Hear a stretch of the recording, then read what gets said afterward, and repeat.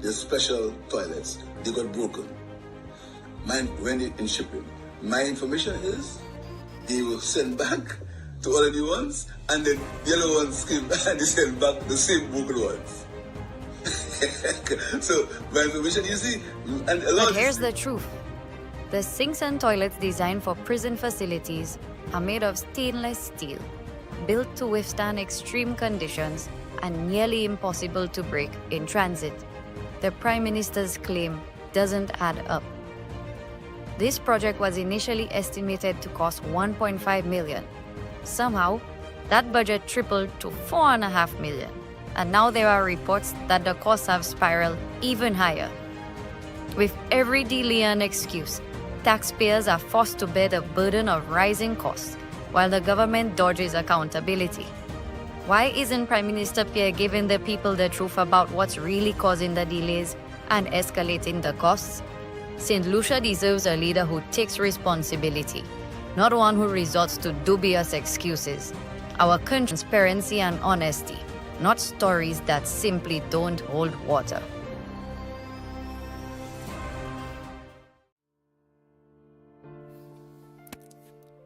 In 2019, the Alan Chasney-led United Workers' Party took decisive action to address the healthcare challenges faced by St. Lucians.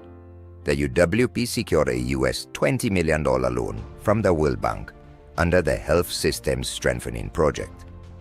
Out of this loan, US $5.5 million was specifically allocated to establish the framework for a national health insurance program. Under this initiative,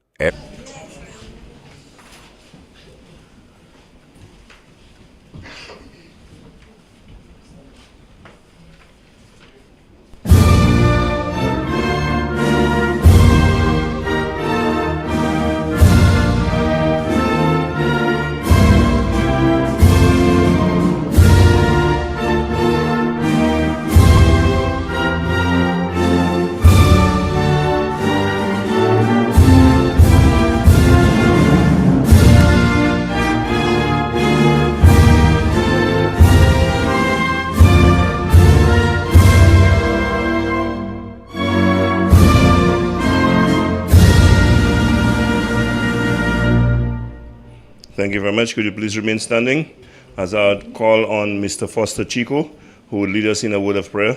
As we always do, again, we call on the Lord to guide our proceeding. Good day. We'll first recite the Lord's Prayer, followed by a special prayer. Let us pray. Our Father, who art in heaven, hallowed be thy name. Thy kingdom come. Thy will be done on earth as it is in heaven.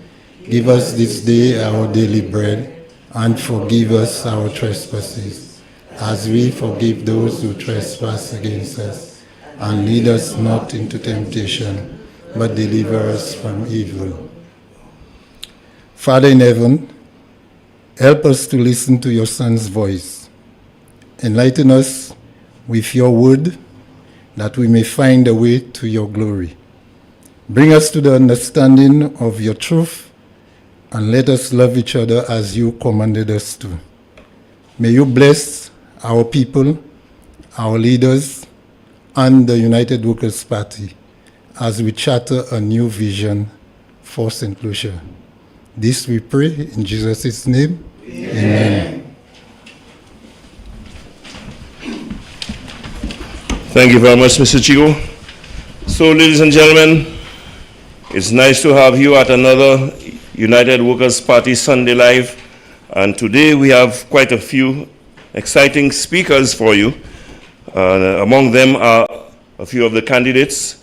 So I would like to, first of all, say welcome to all of you who are here present, and to welcome those who are joining us on live stream, whether you're in the diaspora or anywhere around St. Lucia. But to begin our proceedings, we would like to have the chairman of the Castries East Constituency Branch to give you the welcome address. Mr. Jordan Aline.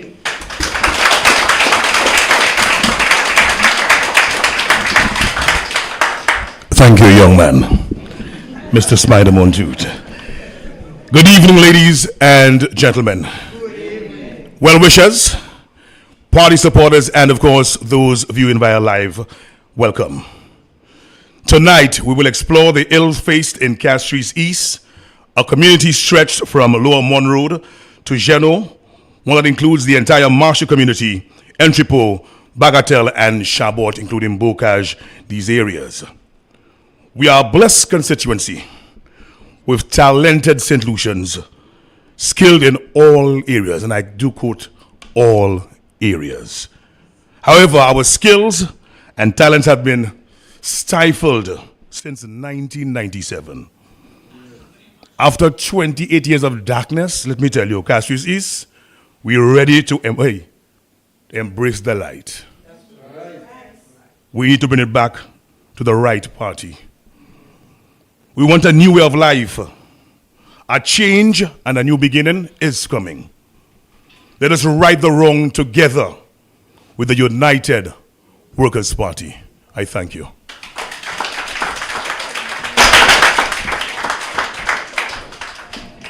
Thank you very much, Mr. Aline. And I always like it when you come here, you know, the way you thank me. I like it. Yeah, so ladies and gentlemen, we are still in Castries East. And can I introduce a young lady to address you? And she is the treasurer of the Castries East constituency branch. I would like to call on Mrs. Jeanette James to address you.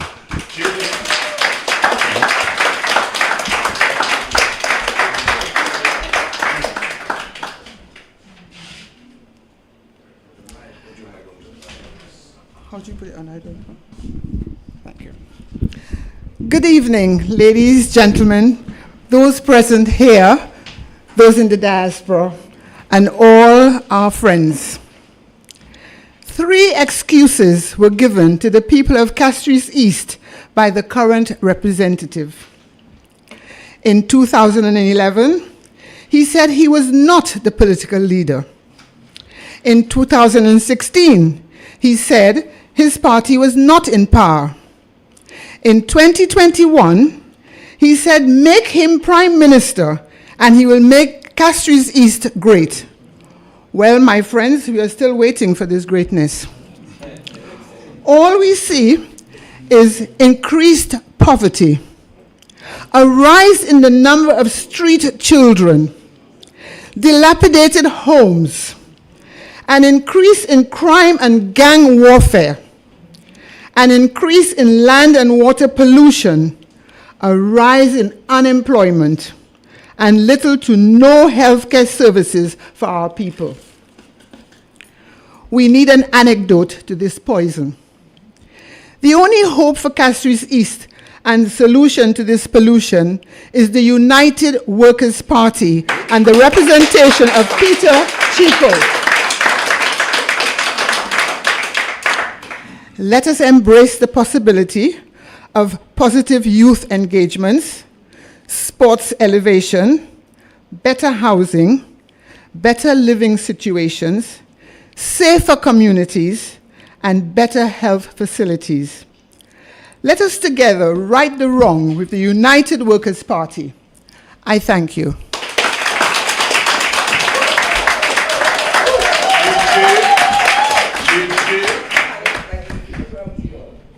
Thank you very much, Mrs. James. And ladies and gentlemen, you are told what you have in Castries East is a representative of excuses. As Prime Minister, he makes excuses. He doesn't know it all. He's calling for help after saying that he was the most readied. As Minister of National Security, he said to you, he's not a police. So at the end of the day, let's relieve the gentleman of his miseries. Let's send him to rest. Let's retire him once and for all. Let's retire him once and for all and send him to rest. Ladies and gentlemen, we are facing a lot of problems in this country. Problems that are not insurmountable. Problems that you have seen the United Workers' Party handle and deal with it efficiently. Today, can you imagine if you had a St. Lucia Labour Party government during COVID? You know, perhaps most of us would not be here today. And we would not have an economy, given the fact that despite the fact that Philip Pierre was a minister of tourism, he did not see how tourism could have returned. And he felt it was only the UWP government who believed that tourism could have returned. But today, that is the crutch that they're leaning on and they're talking about. Let them boast, because they're reaping the benefits of the work of the United Workers' Party. And by the way, I forgot to tell you, this is a man who was Minister of Tourism, but said publicly, publicly in the media, that he never realized how important tourism was to St. Lucia. One of these days for my talk show, I will conduct an interview with first formers. No, that's too old. With 5-year-olds. And I'm sure every single one of them, the question I'll ask, which is the main industry in St. Lucia, I'm sure every one of them can tell you it is tourism. Your Prime Minister does not know. So, ladies and gentlemen, what the UWP has done is the visionary leader that we have, who performed so admirably, not just under normal circumstances, but even in a crisis during COVID.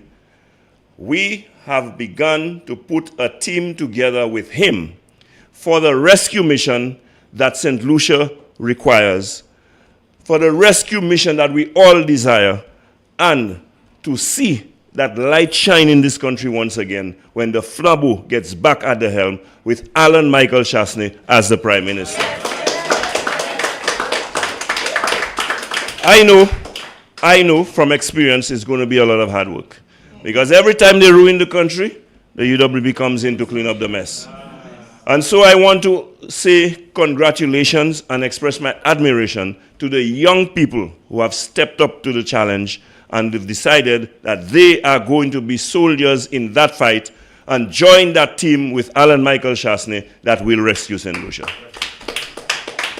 And so I will now call on one of them, this time a young lady who is hailing from the southern part of St. Lucia, who is going to create history in this upcoming general election. And I say so because never before has the United Workers' Party won the Labrie seat. But call the next general election and it is going to happen. So I would like to introduce to you, I would like to present to you one of the soldiers of that team to take on the fight to rescue St. Lucia. I would like to introduce and present to you Miss Laura Jean-Pierre Noel, our candidate for Labrie and our next parliamentary representative for Labrie.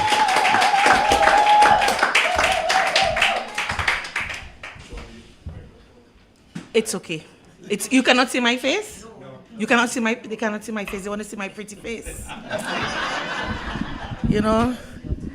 That's, yes, it's important. It's what happens when you're beautiful inside and out. And that's what they cannot stand, the beauty inside and out, That's what they cannot stand when you are forceful and you stand, and I'm choosing that for you, predominant. They cannot handle that inside and out. But I must say, let's welcome Mr. Herod Stanislas.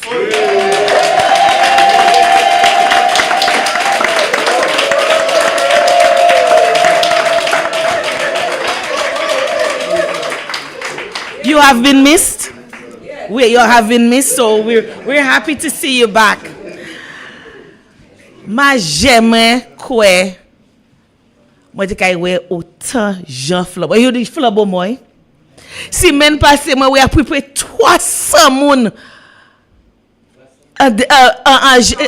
No, Tirocher. Yes.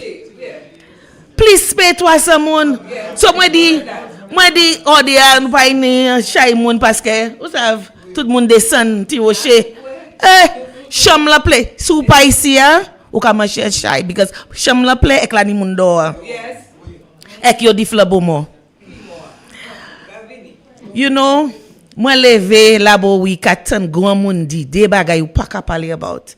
C'est religion, et puis politics. Ou pas qu'à parler about religion, pas qu'à parler about politics, parce que c'est des bagages ça, moun kache ça for un cheyo. You know, it shapes who we are. We get emotional over it. It stirs an emotion so deep that we cannot separate ourselves from it. Both have the power to unite us and to divide us. But here's the truth. In St. Lucia, we respect religion, we respect religious differences. You can be Catholic like myself, you could be Adventist like Guy, and you could be Pentecostal. Like Dr. Fletcher, right? But no one tries to silence your faith. No one tries to silence your faith. Yet, when it comes to politics, if you don't support the right party, you're treated like an outsider in your own country. Akwa du pan citoyen pays ça, ça c'est un bagay qui wrong. We have to right that wrong. In Labrie, it is so toxic. I'm telling you this and I'm getting goose pimples. I was speaking to some young people, especially young ladies. And when I hear them speak, and I say, come on, it's International Women's Day, let's go, we'll have a good time, we'll go to the dinner. And I know they could afford the tickets. I said to them, if you can't afford it, I will help you. He said, no. I said, miss, if we can spend $1,000 to go and jump up carnival, we can spend $250 to go and celebrate. Welcome our political leader.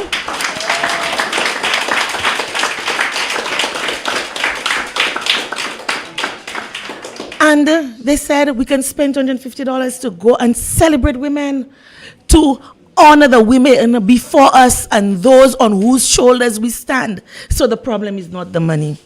But miss, last elections, what we suffered, the victimization, we had to hide to support the party that our family raised us in.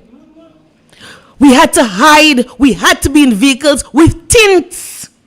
And meanwhile, we could see civil servants putting up red buntings. We could see civil servants leading the charge for the St. Lucia Labour Party. And we couldn't do that because we belong to the United Workers' Party. Despite knowing that good governance resides with us, we feel ashamed to say that we belong to the United Workers' Party. So this toxic mindset that if you're not with me, you're against me and must be destroyed, this is tearing our nation apart.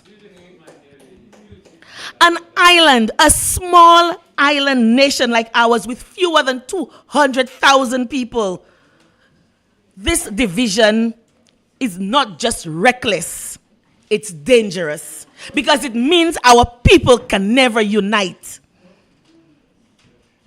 How can we build a strong nation, a strong St. Lucia, when half of us are constantly at war with the other half? How can we expect progress when half of the country is silenced, blacklisted, and told they do not belong? Who suffers the most from this toxic mindset? None but our young people, our future. SLP has created a system where young people who think for themselves, who dare to question, who dream of a better St. Lucia, a better future, are crushed before they even get a chance to rise. If you don't wear red, opportunities are closed to you. If you don't chant their slogans, you are cast aside. Imagine what that does to the spirit of a young man who is trying to build his future. Imagine what it does to a young woman with ambition, with talent, with vision. They are made to feel small. They are made to feel less than. They are made to believe that no matter how hard they work, their success depends not on merit, but on loyalty to the party. But I say enough is enough. Enough is enough, and the United Workers' Party is going to right this wrong. We must demand better. We must demand better health care, where mothers don't have to sit in pain for hours, where the sick are treated with dignity, and where no family has to sell everything they own just to afford medical care. I just experienced it in Labrie. Here is a young mother who has to watch her daughter suffer because she could not afford the cost of surgery to determine what exactly is wrong with her and how to get better. So all the schools had to collect monies, and citizens had to say, okay, let's put some donations together. And yet, before the sponsorships and the donations,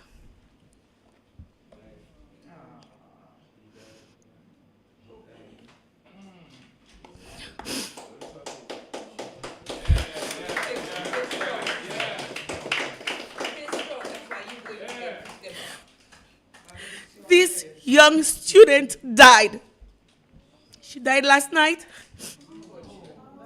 And when her friends have to go to school on Monday to receive the news, thank you, that their classmate has passed away despite trying to save her life, it's going to be traumatic. I have been through that.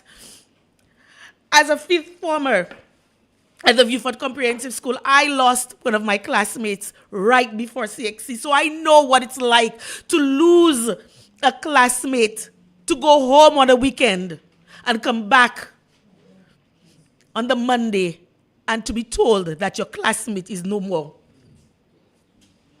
It is heart-wrenching. And this is even more heart-wrenching now, because when my classmate died, he drowned. But this child died because her mother could not get the monies together in time to save her life. So we must demand better health care. We must demand a lower cost of living, where parents don't have to choose between feeding their children and paying their bills, where young people can afford to build a life for themselves instead of just struggling to survive. We must demand swift justice to curb the violent crime that is terrorizing our communities. Every day, another life is lost. Another family is grieving. We cannot sit back while criminals roam free and our people live in fear. We need a justice system that works, one that protects the innocent and punishes the guilty without delay. And not just the ones at the lower end, you know. We have to go for those at the head. Cut off the head of the snake and you will curb the crime problem. We keep vilifying the ones at the end, the five baggers. But the ones at the head, a lot of the times, these young people who are committing those crimes that we clap our hands and we cheer when they send them to prison, they're not doing this because that is the life that they woke up or grew up wanting for themselves. They do it because that's the life that they have. That's the life that they have. We have to work towards that. And we must demand responsible leadership that protects our international reputation. Right now, because of the reckless and corrupt way that this government has managed our citizenship by investment program, America has yellow listed us. Your question is it? Your question is it? We have been yellow listed. What does that mean?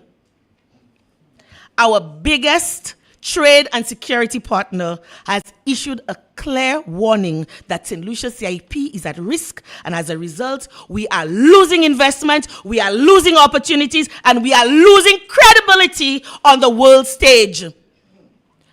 And again, I ask, who suffers? We do. It's not these politicians. We do. Our businesses, our tourism sector, our economy, all of us are feeling the fallout. A country that depends on foreign partnerships cannot afford to be labeled untrustworthy. And yet, this government continues to act recklessly, putting our future, the future of our children and their children at risk. Again, I say enough is enough. The United Workers' Party is going to right this wrong. St. Lucia cannot and will not continue on this path. Change will not come if we stay silent. Did you hear me? Change will not come if we stay silent. Change will not come if we accept victimization, corruption, and failed promises. Change comes when we stand up and demand better.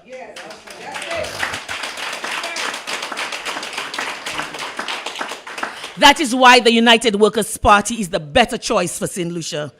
We do not believe in silencing voices. We believe in empowering them. We do not believe in victimizing people. We believe in lifting them up. We do not fear different opinions. We welcome them.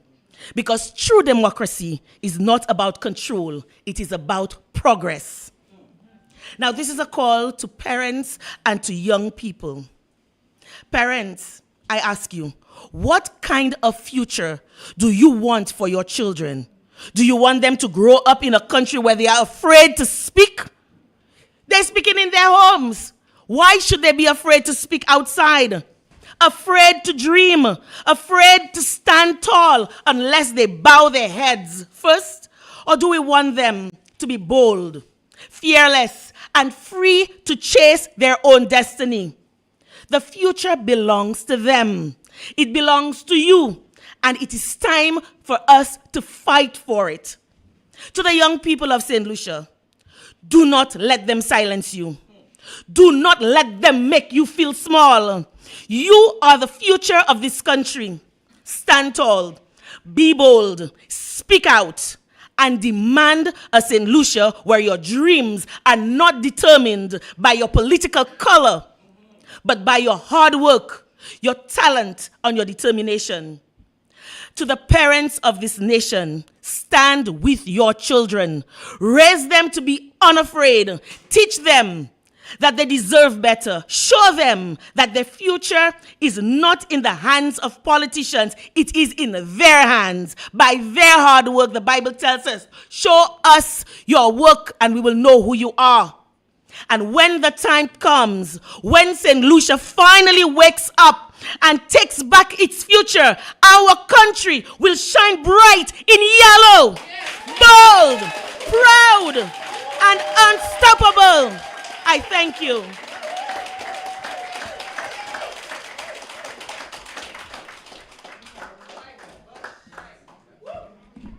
Thank you very much, Laura. A very passionate Laura we had today. Ladies and gentlemen, you know, Laura said that our justice system does not work. How can your justice system work when your Minister of Justice does not work? You know, I have called for the gentleman to do the right thing. Prime Minister, I'm calling on you once again. You asked for advice. The United Workers' Party sent you a whole list of recommendations. You claim you threw it in the bin. I have one recommendation for you, and please acknowledge it. Fire the Minister of National Security. Okay? Because what is happening in this country today is evidence of how heartless the current government is. They do not care about life. You all have forgotten that first order of business was to violate all the COVID protocols, causing the death of over 400 St. Lucians immediately after they got into office. And what they have been doing continuously is destroying our health system, where St. Lucians, as Laura just gave you an example, continue to die one after the other, and they don't care. What they have done since assuming office is setting record upon record of homicides. St. Lucians being murdered in this country, and not even a word you hear. Even when there are 4 and 5 murders in a day, you don't hear a word from them. That is a government that does not care about you. You know? And, you know, I think I will have to refine the slogan, destroying you first. You know? Yes, and so we have to, Laura talked about America putting 43 countries on the yellow list. And St. Lucia is one of them. Yes. But we're lucky. You know, if it's on a red list, we finish. Okay. So, ladies and gentlemen, as long as there is yellow, there is still hope. And so we are going to vote for the United Workers' Party to bring that hope, make that hope alive. Now, among the things we must make right in this country, okay, apart from getting rid of the Minister of National Security, as a matter of fact, just get rid of the whole government. Because the Prime Minister has done so many wrongs in this country, including, and if you all think there's any hope when it comes to crime, including telling us that there's a gentleman in this country, a politician, who is involved in money laundering, who is involved in drug trafficking, who is involved in murder, but he turns around, and the man is not even a member of his party, handpick the gentleman and make him a member of his cabinet in the Prime Minister's office. I mean, if that doesn't say anything to you, I wonder what will. So that is another wrong that must be made right. But I keep saying to you, do not despair. There is always hope once there is a United Workers' Party. And the specific case I'm talking about is about to be addressed. And I am saying to you that this gentleman who is the representative for Castries Central, okay, who the Prime Minister has as his main mouthpiece, okay, having handpicked him and put him in the Prime Minister's office, and nobody can say anything to the Prime Minister about him, and even when he says the things that he says in the presence of the Prime Minister does not hear. But we are going to right that wrong in a rush.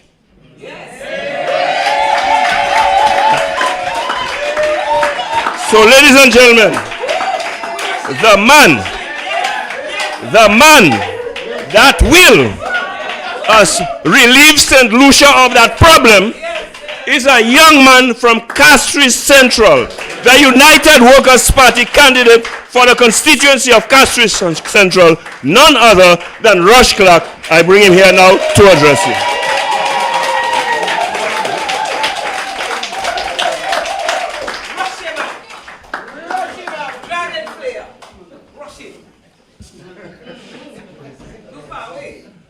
Mamai Flabo! Mamai Flabo!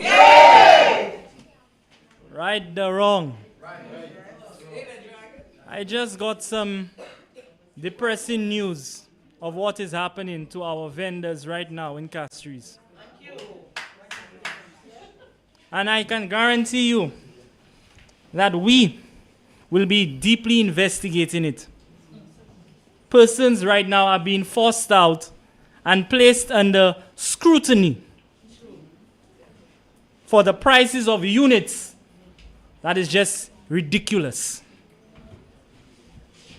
But I can guarantee you, we will be coming and deeply investigate this and bringing it to the attention of this nation. Evil prevails when good men do nothing. There is no rest for the wicked. So we cannot take a day off. When you're faced with injustice and disrespect, you cannot speak to be silent. When you silently oppose, you are also silently accepting. Now, don't get me wrong. Don't get me wrong.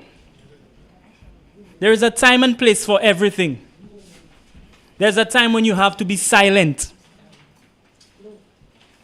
But at this point, when we as a nation can sit back, watch, and allow victimization, and discrimination to take its way, we have to ask ourselves, what is it that we are allowing in this country? Now, some of us, I know we're wary, and we might be concerned that we do not want to throw our principles away in this party. We do not want to follow this government into the mud, especially for the fight for this country. But rest assured, what we are doing is holding this government accountable. We are holding them accountable for their character. We are holding them accountable for the truth. And we are holding them accountable for their actions. So, let's start with their character. Because I have one individual, I should say, has the most outlandish character. Our misrepresentative in Castries Central. Now, you know he has his show, it's mostly concerned around formulating absolute rubbish. Right? But there was this opportunity where he took to elaborate on some points. This representative indicated that he was a specialist when it comes to drug cases, a specialist when it comes to protecting criminals and drug barons, when it comes to technicalities. Now, I can remember this one case. Now, I want you to listen to me carefully. I can remember this one case where police officers found themselves busting a group of Venezuelans on drug trafficking. Cocaine was taken to the forensic lab as evidence. But before the case arrived in court, abracadabra, cocaine turned into soap powder. Turn away. Sao pasav, gua pasiu. Cocaine had turned into breeze. When El Guapo is on your case, you are guaranteed to always almost, his exact words, get away. Pa mwe kidi, li mem kidi. You really want to know where Can I Help You started? This man rose to power by capitalizing on this country's resources. But right now, we have to ask ourselves, with what's being done around the city, who truly benefits from these fancy theaters? Certainly not the young people, the young men and women who struggle to make ends meet, fighting day in, day out, desperately looking for a job.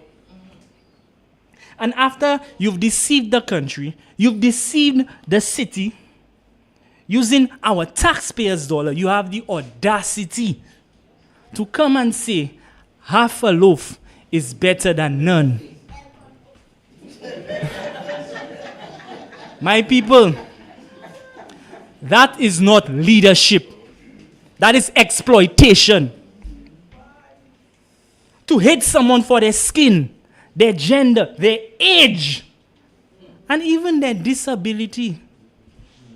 That's not leadership. That's discrimination. Now, to add insult to injury, you have the voice now saying, I am the voice of the poor. That is not leadership. That is manipulation. We cannot be that naive and be fooled by these polytricksters. Being born in poverty doesn't make you poor. But there are those that made themselves rich by keeping you poor. They buy their loyalty. That's right. They buy their loyalty, keep you in the background. Then they turn around and reproach you on every handout. While your growth as an entrepreneur is dependent on their say-so. You sell your name, You sell your pride. And poor job, some of us, sometimes they even ask you to sell yourself.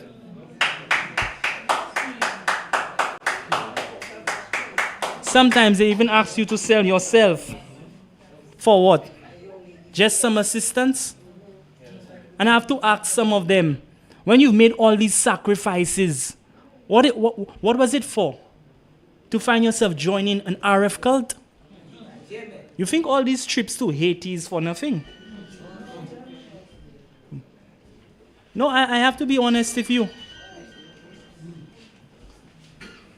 Because as far as I'm concerned, these things are all dependent, and all these things actually show an individual's character. This is the extent that these persons would find themselves doing. It's high time that we face the truth.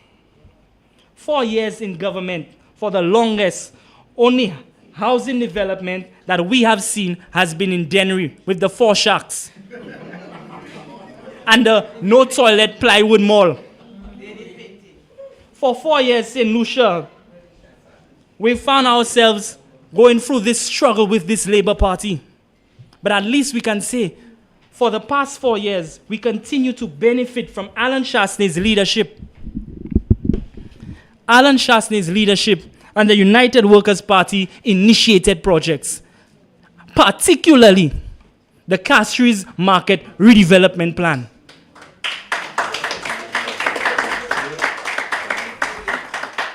Phase 1 was completed in 2020, modernizing a comfortable space for our vendors, while Phase 2 was aimed to further upgrade the market with a, what you might call, box park. At least that way, there was locations for our meat and our fish vendors. But unfortunately, this administration removed these improvements and they made their own makeshift substitute. The original plan, the original concept was there to help all our local vendors, to create a full-scale, world-class venue that utilized local shops, local fresh fruits, local fresh foods, bridge the gap between local vendors once again and tourism in the city. But you have to ask yourself, when this misrepresentative would seize the opportunity to give us alternatives, at what cost? Actions speak louder than words. Let me show you their actions. Has anything been done to ensure that the residents in Castries have access to reasonably priced homes? Knowing right now the number of people, both young and old, that live in the city that have been squatting for years, who have not even received the opportunity at obtaining a spot of land for where their home is sitting on right now. We have to find viable options. This same 2.5% levy that have been generating millions could have been institutionalized to create a national housing fund plan. Imagine within the first year, we can be targeting the construction of at least 200 households, all valued at about $220,000 a unit. Far less for our full term. We need to address these underdeveloped areas where citizens, especially the low and middle income groups, have access to ownership, to home ownership that they themselves are so desperately need. Innovate such a fund where the principal goal is to address our housing shortage. Now, what about security? This topic I like to talk about a lot. Are we any safer? Time and time again, we have seen the same failed solutions. We've gotten the same results. Crime is still rampant. Communities are still broken. And there is nothing that has been changed. Why? Because the government year after year repeats the same old tactics and expect different results. When the Prime Minister says that his father is the police officer, not him.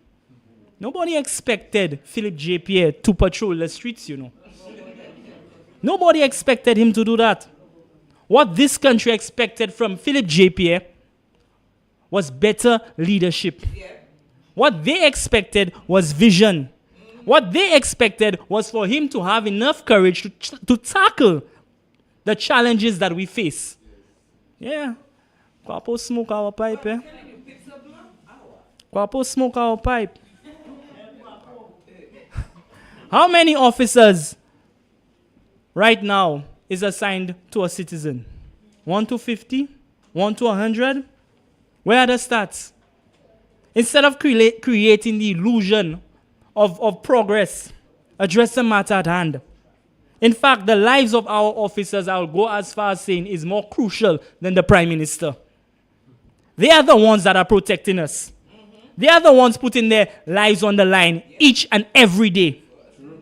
They deserve proper salaries, proper training, and the security to know within their families that they have the stability to undertake their work with ease.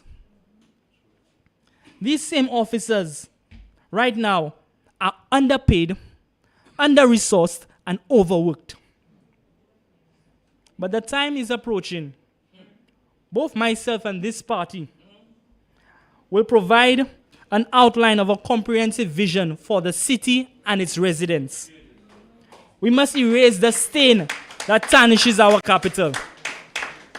This government and the Prime Minister clearly doesn't care. Instead of, all they do is look forward to protecting the victory.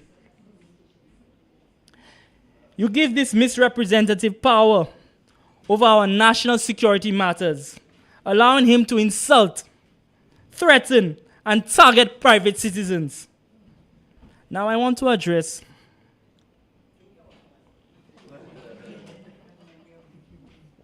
the 45%ers in Castries Central that you keep, or how should I say, consistently seem to insult and disregard. All 4,855 registered voters that you consider as being bottom feeders. These same 45%ers from the city are saying to me, it's not that they don't like you. They practically hate you, period. If justice is to hold any meaning in this country, El Guapo cannot be in office. Castries Central belongs to its people, not to one man. Castries Central belongs to its people, not to El Guapo. Thank you.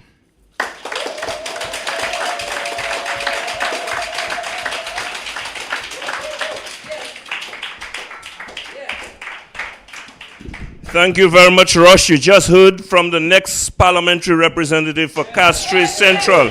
And you can say, I told you so. That's right. And I repeat that too.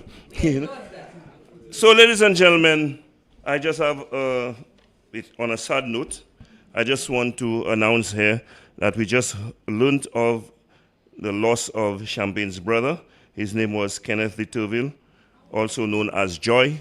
We understood that he passed away. So our condolences to his family, his friends, and may his soul rest in peace. Yeah, our sympathies. Yes. Yeah. So, ladies and gentlemen, I have a mission for Ross. And he has to join forces with our candidate for Castries East. And I'm sending them to the Prime Minister's office to get any and everyone they get there, to get them out. So that will include the Prime Minister, and that will include the misrepresentative for Castries Central, El Guapo. Because, it passes strange. Where under the United Workers' Party, I was part of that last cabinet, and our visionary leader decided, and mind you, things were not nearly as bad as it is today. He decided that we have to put a clamp down on crime in this country. And so we embarked as a government on establishing border control. Why? Because that is where the drugs come in, that is where the guns come in, that is where some of the criminals from other countries come in. So we put in a clamp on that. We decided some of the things that come in, like barrels and boxes and packages, come through our port legally. But in some of them, you have some of the drugs that come in, you have some of the guns that come in, and so we had a K9 unit. Now, you know what I like most about the K9 unit? There are certain people you would put as security people on the port, and they would be responsible for inspecting the barrels and the packages. But you know what? Some of them are bought, some of them are compromised. And so when they see certain names on a package, they just let it through. Unfortunately for them, the dogs don't read, the dogs don't know name. Once they smell drugs, they're sniffing it out. Once they smell ammunition, they're sniffing it out. And so, from the police commissioner himself, he said that there was a high level of success in detecting drugs and ammunition and guns in those barrels. All of a sudden, we abandoned, not all of a sudden, because of a change of government, the border control has been abandoned. The K9 unit has been disbanded. And even the radar detectors that they have on the port, all of a sudden, they drink something. You know, waterfall in them. Tell me something. Tell me something. When you talk about facilitators of crime, that is what I call facilitators of crime. I ask you to bring back a government that will be a deterrent to crime. And that is what we want in this country, so that more of our young men can have a future. More of our young men can have an alternative rather than get involved in gangs and criminal activity. Now, I'm not going to say much at this Flabo Live today. I ask you to join me tomorrow on Like It Is, where I'll respond to the misrepresentative for Castries Central El Quapo, because he brought a guy called Lopo on his show. Paid a guy to come on his show to say what? The same nonsense he has been saying for a while. What he could not do is come out definitively and say that I'm involved in any criminal activity. And what I'm saying now, which I will not elaborate on, if you want to hear me elaborate, join me tomorrow night. But I'm going to say it now, that Richard Frederick El Quapo, the parliamentary representative for Castries Central, how else you want me to describe him, is a criminal. And I will elaborate tomorrow. I said RF is a criminal, and I will elaborate tomorrow. Join me tomorrow night, and I will establish the facts. Because you talk about archives and evidence. Who go out in the archives? You will see archives tomorrow. Anyway, we have to deal with the problem from the top.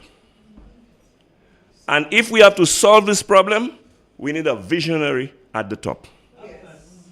And that is none other than Alan Michael Chasney. But before we can solve that problem, we must get rid of the problem that is at the top, and that is Philip J. Pierre. And And so, Rush has his mission well cut out. And he knows exactly what his job is, and I can assure you that he's going to execute. So now, sir, I am calling on you. Your responsibility is to rid St. Lucia of that problem once and for all. Okay? That sick Star General, I want you to get rid of him. We want no sick Star General running our country. So I call on Mr. Peter Chico, the United Workers' Party candidate for Castries East, who is going to be your next representative for the constituency of East Castries.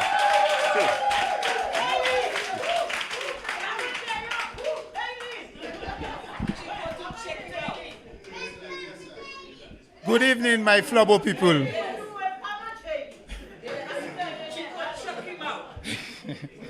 Good evening to all the voters here and in the diaspora.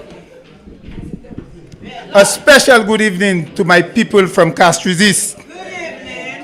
Mamai Flabo, are you all ready for this fight? Tonight, I stand here to bring you a consistent message. My people of Castries East, after 4 years, all we have heard from the comrades is that we will do for you. They are going to do after 4 years. Mr. Philippe J. Pierre, we do not want to know what you will do for us. We need to hear and see what you have done. In 30 years, we have witnessed a progressive decline in Castries East. And we say to you, enough is enough. So we, the constituents of Castries East, will accept it no more. Mr. Pierre, you promised affordable housing from the BMAX project for us, the residents of Castries East, to improve our lives and economic situation. You and your comrades said that the BMAX complex will be completed by July of 2025. That was a lie, my people. You said that the complex would be completed once the money was cleared from the bank. That was a big bluff. Even today, the BMAX project remains abandoned. A live was actually done on Monday, March 25.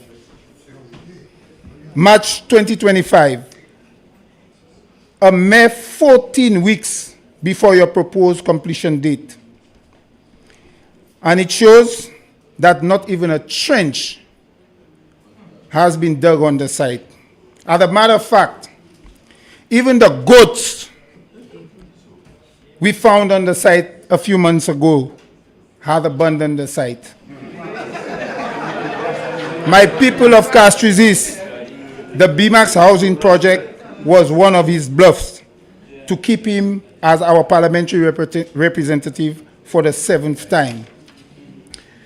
But I say to you in Ecclesiastes 3:1, for everything there is a season and a time for every matter under heaven. And so, as was promised in my last live, the time is right to reveal the discussion between myself and Mr. Philippe J. Pierre as a parliamentary representative for Castries East in 2006, and also my discussions in 2012 to expose his hypocrisy. At a meeting with the 6-star general in his office at the Ministry of Tourism Waterfront in 2006, Mr. Philippe Pierre told me, as the coach of the Masha community football team, and I quote, "I do not owe anyone in Masha anything, and I will give nothing to help them." Surprised, I asked, "But why did you say so?" And he said, "These guys like Kurt, Dino, Lawrence, and the rest were throwing remarks and heckling me, and so I am giving them nothing." I reminded him that he has been the parliamentary rep for 3 consecutive terms, and he said that he did not care. I said, "You are the representative for 3 consecutive terms, and you're saying to me you do not care about the young people?" And he said, "If I'm to give anything, it must be red." I indicated that traditionally we do not use red. The team do not use red. His response was, "It must be red or nothing." So I was forced to walk out of his office empty-handed. I challenged Mr. Pierre to say it is not true. Because of a few players, he has victimized an entire constituency. So my people of Castries East, you must understand how immature and vindictive this parliamentary representative, the Prime Minister of St. Lucia, is. Mr. Pierre, you have kept your knees on our neck for more than 30 years, and now we must right that wrong. That's right. We must make that vital change needed for a better future from the stranglehold of Mr. Pierre and his comrades. In 2012, again, I visited both his constituency office on the Masha Road and also his office at the Ministry of Infrastructure in full customs uniform to discuss the rehabilitation of the Masha field to create a safe and suitable space that can be used by the youth in the community, but was given a runaround, treated like a yo-yo, with his secretaries keep redirecting me to deceased Errol Montut. I suppose you know who deceased Errol Montut was. He was responsible for a committee assigned the responsibility for the taking care of the Masha grounds. Being persistent, I showed up at his constituency office every constituency office day to be told that he had asked me to speak with his secretary at the Ministry of Infrastructure to get an appointment. I never got an appointment because the secretary could not see Mr. Pierre's diary for more than 1 year. That is why I say to you, the people of Castries, that Mr. Pierre deliberately neglected Castries, because he, by his own admission, has said he owed nothing to the youth and the voters from all the communities of Marchand Boulevard, Pavé Road, Rock Hall, Tourouge, Arundel Hill, Bishop's Gap, Boboville, Entrepot, Bocage, Tirocher, Bacatel, Ravin Chabot, Ravin 212, Black Malay, Menard Hill, Geno, Lower Mon Road, therefore Boakache, and the Mon. These are the communities that make up the Castries East constituency. So on election day, I call on all voters from the communities in the Castries East constituency to ensure Zofuteli. Again, I say, Muevle Zot Futeli. My people, how can you trust this government who continue to lie and make false promises to fool us as voters? The Prime Minister and his comrade continue to lie about the ancillary countries' comrade's absence for 4 years, stating that his absence was because he was sent on a mission to England, and later stating that the comrade was in his office working on the sovereign wealth bill. You hear lie? You hear lie, my people? That is lie. To fool the people of ancillary countries, but the people of Roseau were having none of it. They rebelled for the deplorable roads and the absence of the comrade. So I say to Mr. Philippe Pierre and his comrades that we the voters are having no more. The $400 million Connell's Hotel, which the Deputy Prime Minister claims should be 80% complete by July 2025. We are actually in March 2025, so we only have about 14 more weeks. I'm an optimist. I expect that he will be 80% complete. Footage on Facebook shows that the hotel is not even 5% complete and abandoned for more than 2 years. The Prime Minister continues to lie about not appearing in court to aid his comrade in the Rovergate scandal, only to see an interview on DBS where he walked out the court with his comrade. He and his comrade lied about the former Prime Minister not assisting the comrades' medicals in Martinique. But thank God to social media and WhatsApp, his text messages between he and the Prime Minister showed that they were telling a lie. The CIP files and funds remain a mystery to the people of St. Lucia because of the lies and deception from the comrades to tell the truth and provide information about our passport sales and funds.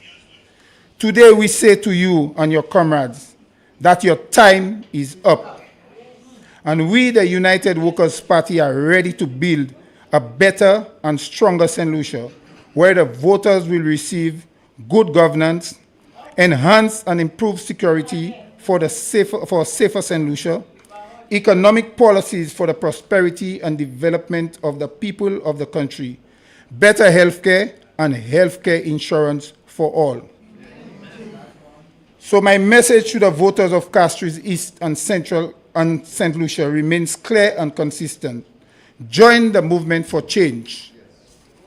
Join the movement to right the wrong and vote for your future and that of your country. Join me and the United Workers' Party's team of leaders who will bring prosperity to you, your family, and St. Lucia.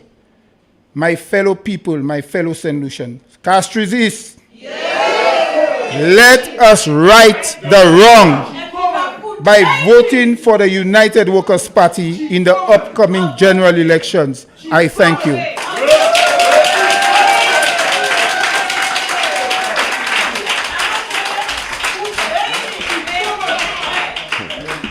Yes, ladies and gentlemen, that is the man that will rid St. Lucia of its biggest problem. The 6-star general is on his way out.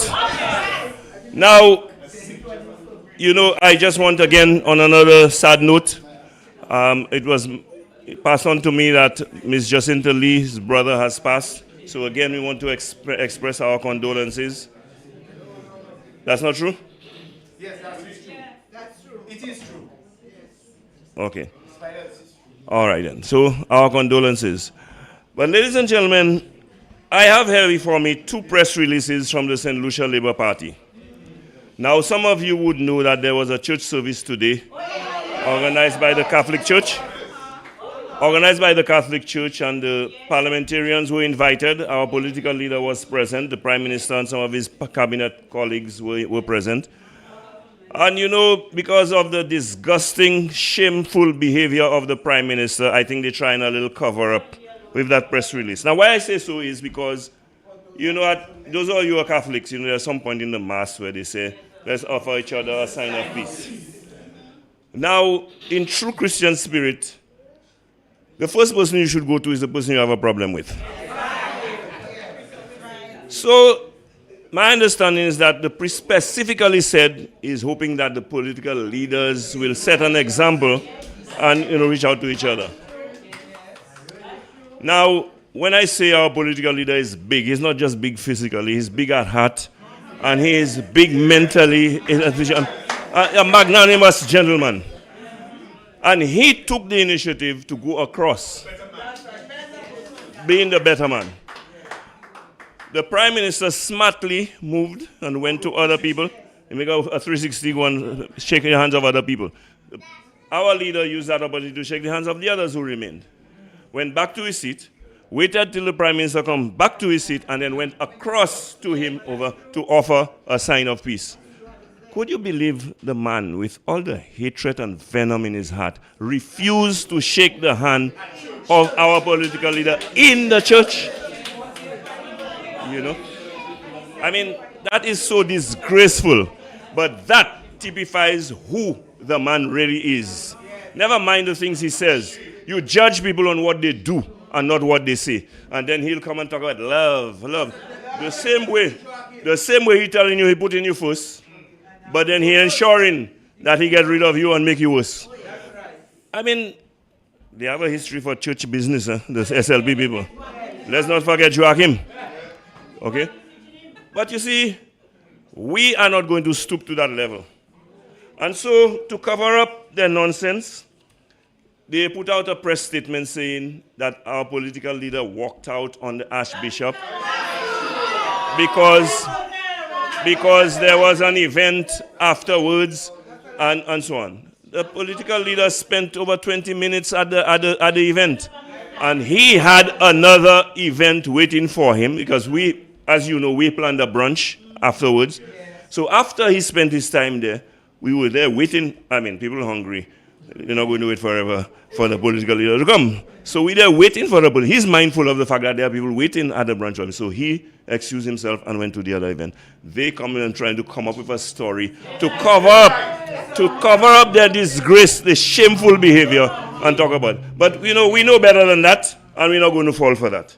But they also have a press release about the travel ban that was released in the Time magazine.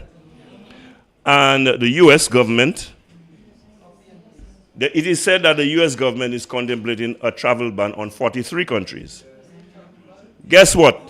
St. Lucia is one of them. And they are making it sound like we, the opposition, have come out with this and all. My friends, that came out in the New York Times, a reputable, world-class newspaper. And I anticipate that those people at their level would verify information before releasing information. Okay? It has nothing to do with the UWP. Let me tell you what it has to do with.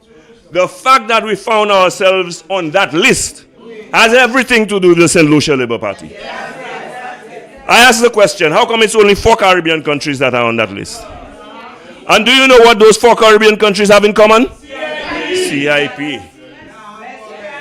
So when you all think our leadership is just talking for the sake of talking, tanto. Because not only that they in court here in St. Lucia, they've been monitored in the wider world internationally. So in that CIP program, like you say, Jordan, CIP. And that is what they have to concentrate on.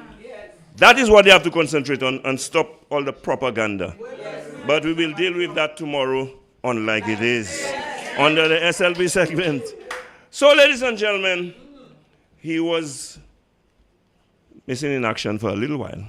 Some family issues, serious family issues, and I want to say, praise God. From what I understand, brother, everything seems to be all right now.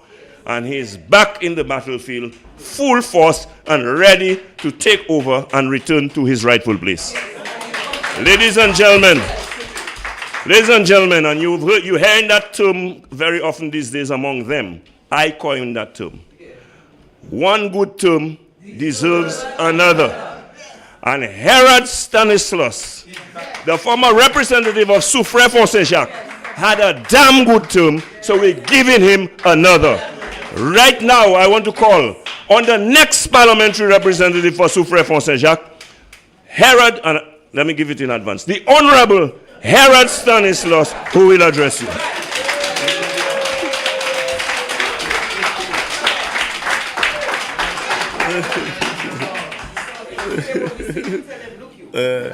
Thank you very much, Mr. Chairman.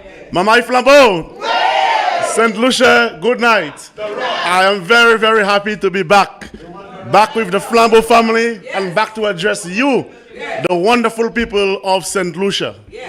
First of all, let me take the opportunity, brothers and sisters, to thank my branch chairman and executive members and also the Soufrière constituency branch for taking care of constituency matters in my absence. Thank you also to all the persons who called, who messaged, who prayed, and stayed in touch with myself and the family. I want, ladies and gentlemen, to congratulate our new executive and also the planning committee for the convention which we had 2 weeks ago. I saw it from up there, and it was wonderful.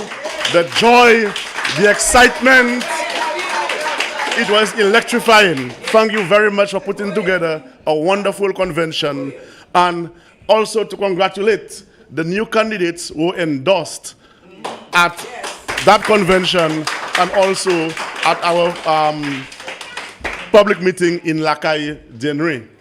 Brothers and sisters, we have a group of passionate, committed, and people-centered candidates who are going to be bringing the victory home to the United Workers' Party.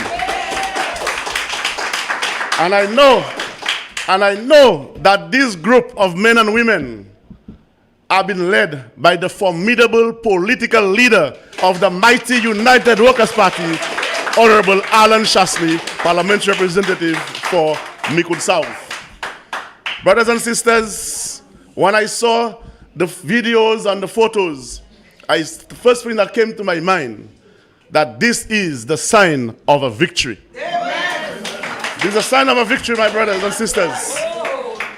And then I said, yes, it is a fact. It is true that the wind of change, brothers and sisters, is blowing all across St. Lucia, from north to south, west to east, my brothers and sisters. And rest assured that that wind of change is going to be blowing across Soufrière Saint-Jacques. And your humble servant, brothers and sisters, St. Lucia, is going to return the Soufrière Saint-Jacques seat back to the United Workers' Party. The people of Soufrière Saint-Jacques, they have seen the light, and they know that the hope lies in your humble servant, Herod Stanislas, and I am guaranteed, I am sure, to return to the Parliament of St. Lucia to represent the interest of Soufrière Saint-Jacques. Brothers and sisters, I read a statement by my wonderful friend, former parliamentary colleague from Dennery North, who said that at their meeting, I believe in Ancillary, that this was the weakest group of candidates that the United Workers' Party ever presented. So tonight, I said to my good friend, the Honorable Sean Edward from Dennery North, if you believe that this is the weakest group, tell your boss, tell Philip Jepier, call the elections.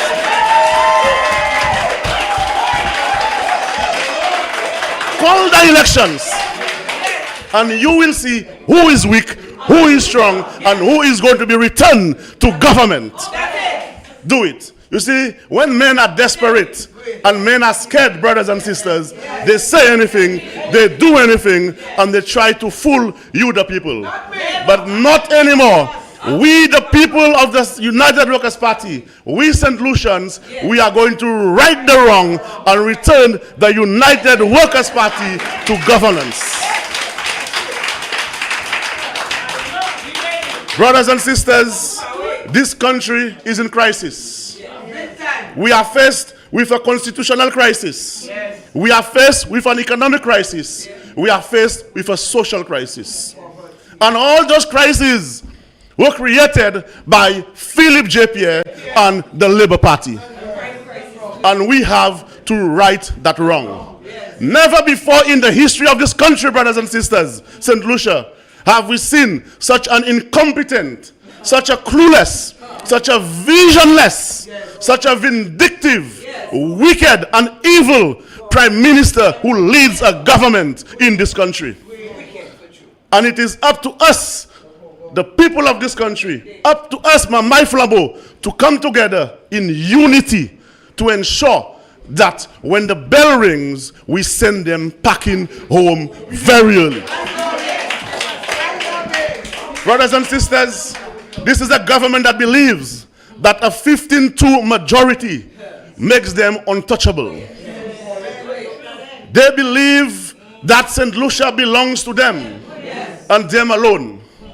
When the government has the audacity to attack, to victimize the police in this country, we have a lot of reasons to sit back and think twice. Men and women in black and white who have taken the oath, St. Lucia, to serve and protect without fear or favor, they are being victimized by this Labour Party government, this Prime Minister, this Minister of National Security. We have a constitutional crisis, we have to take it serious, and we have to right the wrong by voting United Workers' Party to get rid of this government. And if they can victimize the police, who are you for them not to victimize, brothers and sisters? But I call on the police, men and women, tonight. Let not your hearts be troubled by brothers and sisters. The day is coming soon. You, the policemen and women of St. Lucia, you all are the very first to go to the polls. The very first of our citizenry to head to the ballot boxes. And I call on every policeman and woman in this country that when that moment, that day comes, you bring Philip J. Pierre and the St. Lucia Labour Party to justice in the ballot boxes by voting for the United Workers' Party. Brothers and sisters, let's not forget the hardship that our people are faced with on a daily, weekly, monthly basis. Let us not forget that today the price of oil on the world market is $70.84. And yet still, St. Lucians are paying $16.50 a gallon of gas. $64 and a few cents. And we are still paying $16.50 a gallon. We have been extorted every single day by this government to enrich the comrades, the families, and the same foreigners they call undeserving foreigners in opposition, brothers and sisters. Now, I did a little mathematics today before I came up here. And we need to understand that mathematics, the pain, the suffering, the extortion that is taking place in this country by Philip J. Pierre and the St. Lucia Labour Party. I called a minibus driver in Soufrière, and I said, brother man, how much fuel how much money are you spending on fuel on a daily basis operating the Soufrière to Castries route? He told me $150 easy. When I did the mathematics, brothers and sisters, that comes to, just give me 1 minute. That comes to 9.09 gallons of gas a day. At $16.50, he pays $150. If he was to pay $14.95, which Alan Chasney and the United Workers capped the Fuel Act, when we were in government, he would have been paying $126.80 a day in fuel. That, brothers and sisters, listen to the mathematics. It gives him a savings of $23.20 a day. He's on the road 6 days a week.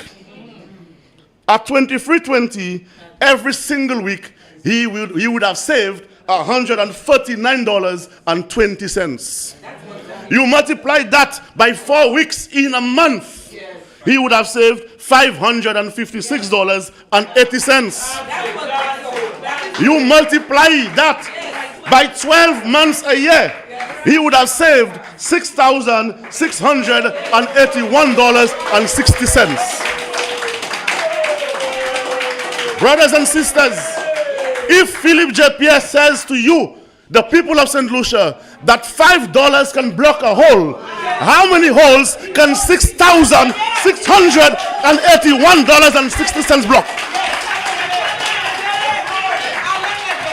How many holes can it block? But you have to go further, brothers and sisters.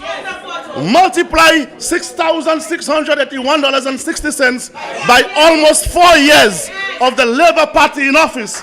And Philip J. Pierre, the Labour Party, they have extorted $26,726.40 from the pockets of every minibus driver on the Soufrière Castries route. That is the level of extortion and betrayal to the people of St. Lucia, the people of Soufrière, by Philip J. Pierre and the Labour Party. We have to right that wrong, brothers and sisters. And that is why I tell you, the people of Soufrière, they have seen the light, and that wrong, they are going to right it.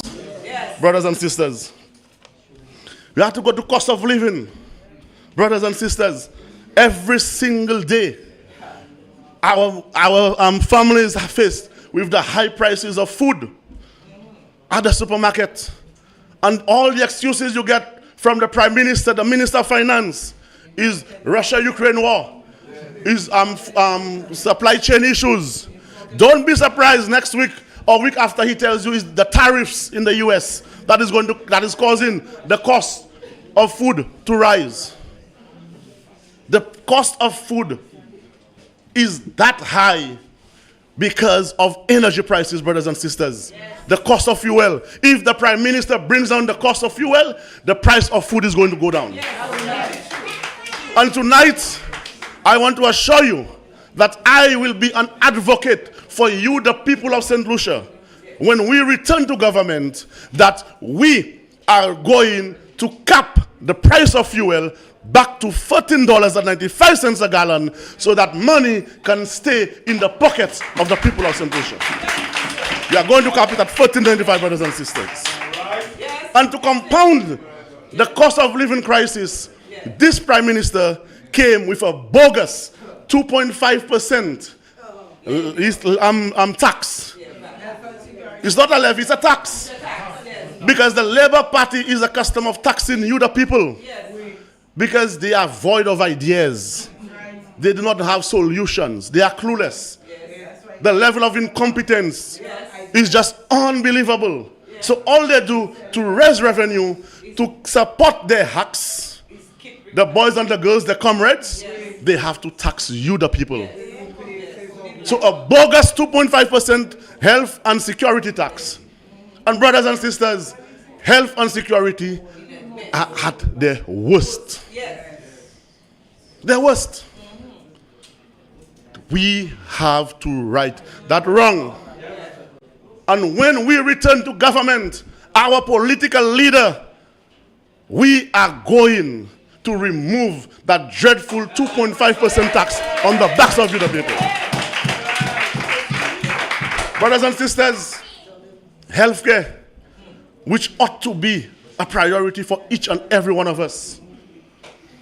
Last year we heard it from the professionals themselves, from the SLMDA, the president, that they have never seen it like this in over 20 years. It's at its worst.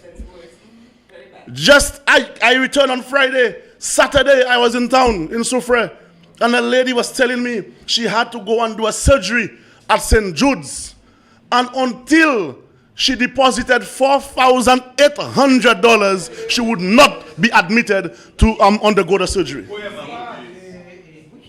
And that is a policy of St. Jude's Hospital today. You must deposit $4,800 to undergo surgery. And that does not include the fees for the doctor, the fees for the physician assistant. It also includes, you have to go to Tapion and purchase 2 rolls of surgical thread, the stitches, for $1,200 and go to St. Jude's with it. Brothers and sisters, we have to right that wrong. Return United Workers' Party to government so that each and every one of you will have national health insurance. You will have your card with $75,000 on it annually, and you do not need to go and beg, to go and raise funds, to go and do raffles, barbecues, and take care of your families, brothers and sisters. We have to right that wrong, brothers and sisters. And speaking of healthcare, I'm calling on the parliamentary representative of Soufrière tonight. What is the status of the Soufrière Hospital? We acquired 3.86 acres of land near the Soufrière estate.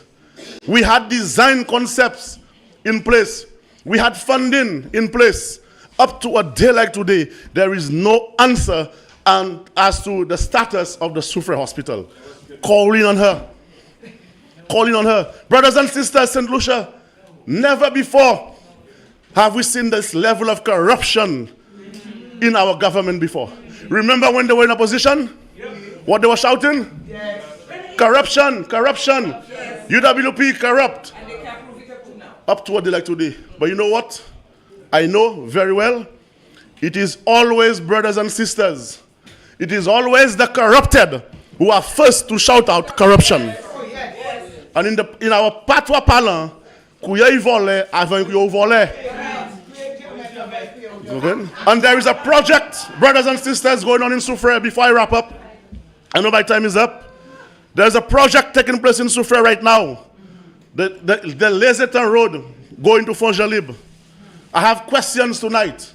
And in the days to come, I expect answers for those questions. A project to put a culvert, a wall, and a drain for $784,000. And that's not all, you know. That is not all, brothers and sisters. Not a single contractor or individual from that area of Etangs, from Fonjalib, Monlacroix, Belfond, Chateaumbelle, Etangs, Myers Bridge, Belplaine got the contract. Not a single person from Fort Saint-Jacques got the contract. Not a single person from the rest of Soufrière, Fort Saint-Jacques got the contract. But the contract, brothers and sisters, is in the name of a lady from Cedars, a retiree. So, Madam Parliamentary Rep for Soufrière, Fort Saint-Jacques, I know you're very famous for secret deals and secret dates. I know that is your modus operandi, to go on dates, secret dates and secret deals. I want you to tell the people of Soufrière, Fort Saint-Jacques, whom is this lady fronting for as the contractor for the $784,000 contract at Etangs. If you cannot tell the people of Soufrière, Fort Saint-Jacques, I will tell them. Because I have the information. We are going to make the information available so that the people of Soufrière can see y'all for who y'all are, what y'all are, and get rid of y'all as soon as the bell rings. Brothers and sisters, I am comforted by the words of the preacher man that God may have allowed, but he did not authorize. And by the words of Daniel, he appoints kings and he removes kings. And the day is coming when those who believe they are the kings of this country, they are untouchable, he is going to remove them and return the United Workers' Party back to office by righting the wrong. Good night, St. Lucia. Good night, brothers and sisters.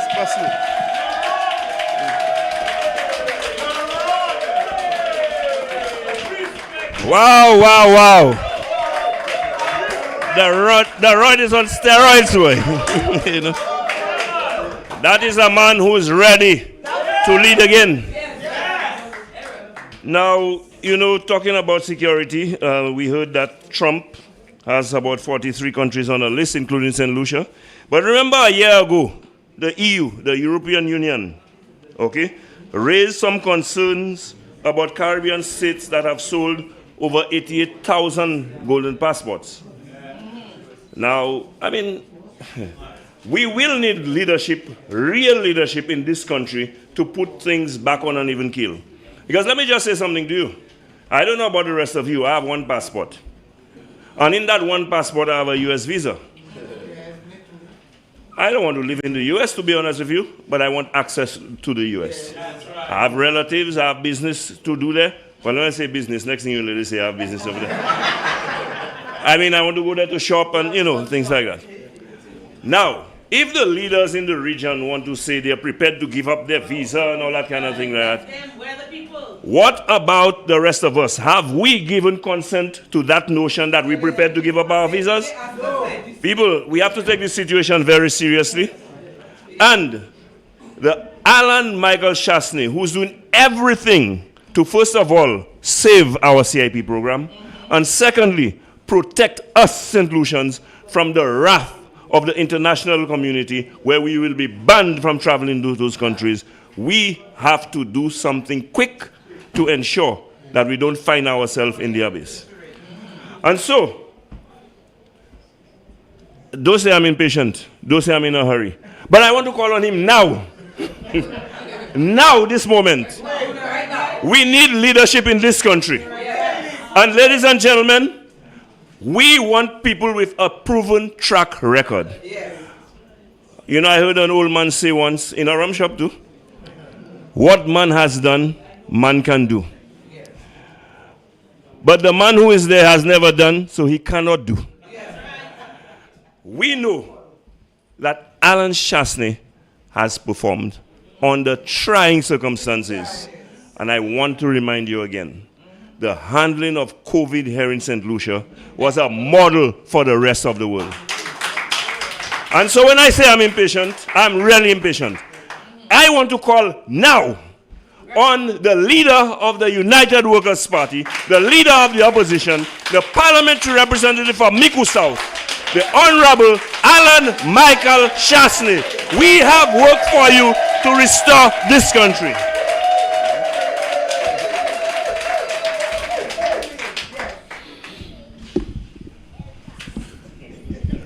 Action speaks. Don't let all those, by all those.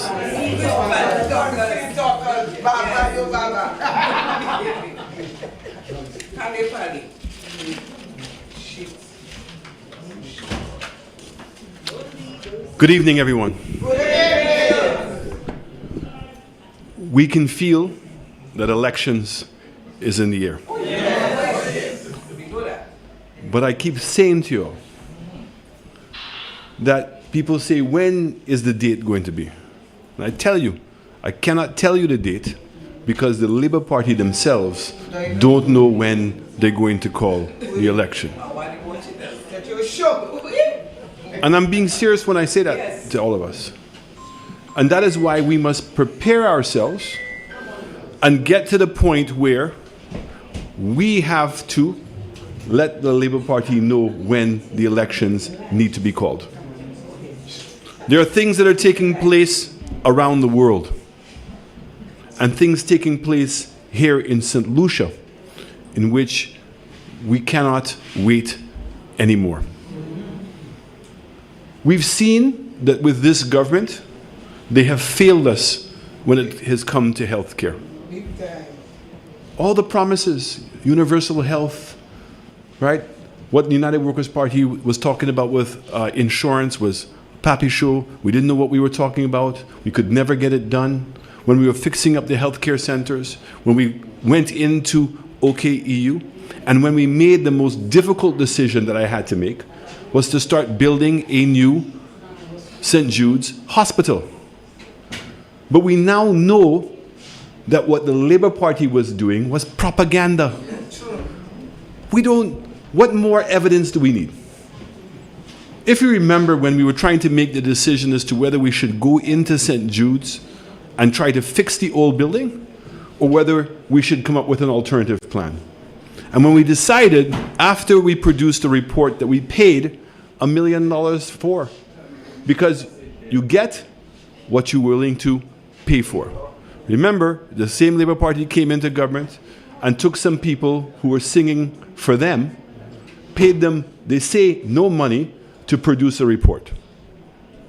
That's the report you want to trust on? The report was less than 30 pages. The report had no numbers and no designs, no engineering team. The report that we did was an independent report with an established engineering firm. And they brought healthcare practitioners from Italy.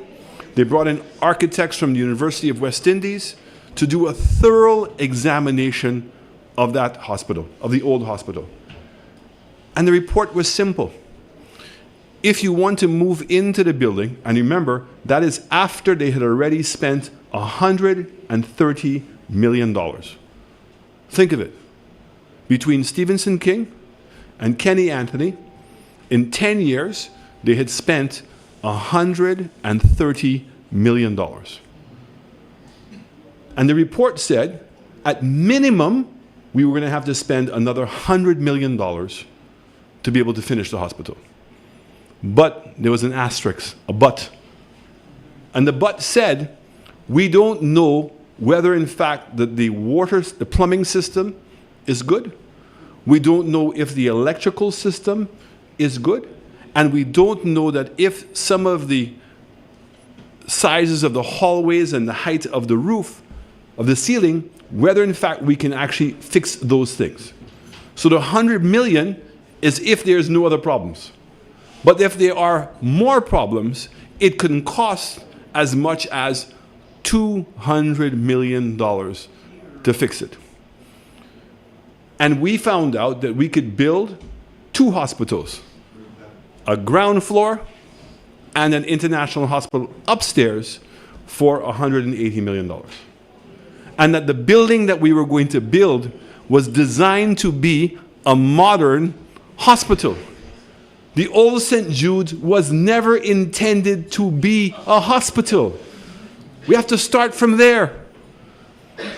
But the Labour Party is so good with their propaganda. They went and told all of us. No, I'm not even getting to the box yet.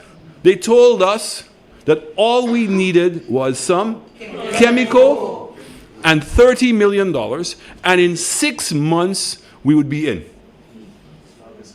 Well, the Labour Party decided when they came in to abandon the 2 hospitals, the box, the one that's purposely built to be a hospital, okay, to deal with mold, to deal with earthquakes, to deal with hurricanes. All that was there with a helicopter pad. Abandon that and go back to the old hospital. And here we are now, 4 years later, and they are telling us that they're going to spend $260 million.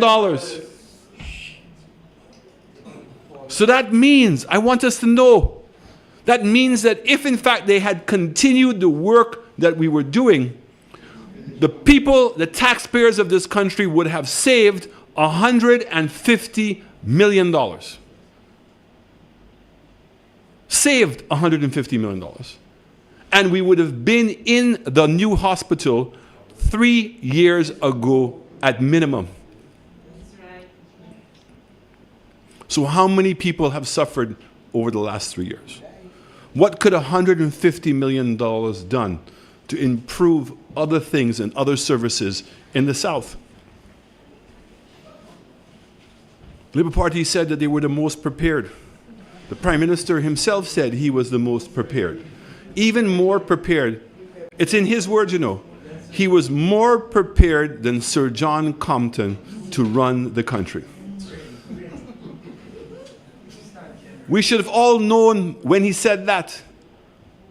But no, we were believing the propaganda that he was in fact the most prepared. That because he sat there and he was winning his seat and was sitting under Kenny Anthony for all those years, that he was prepared. But we now know the truth.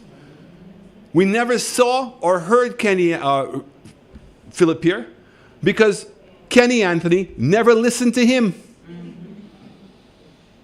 Kenny Anthony didn't have any confidence in him. And that's why he stayed in the position he was in. Because every single ministry that they gave Philip here, he was a disaster in. But we didn't believe it. We believed the propaganda. When El Guapo goes on his show and flings around papers and said things, that there are people in this country who believed him. So how are you telling me you're going to come in and you're going to solve crime in this country? And the first thing that you do is you put El Guapo in your ministry.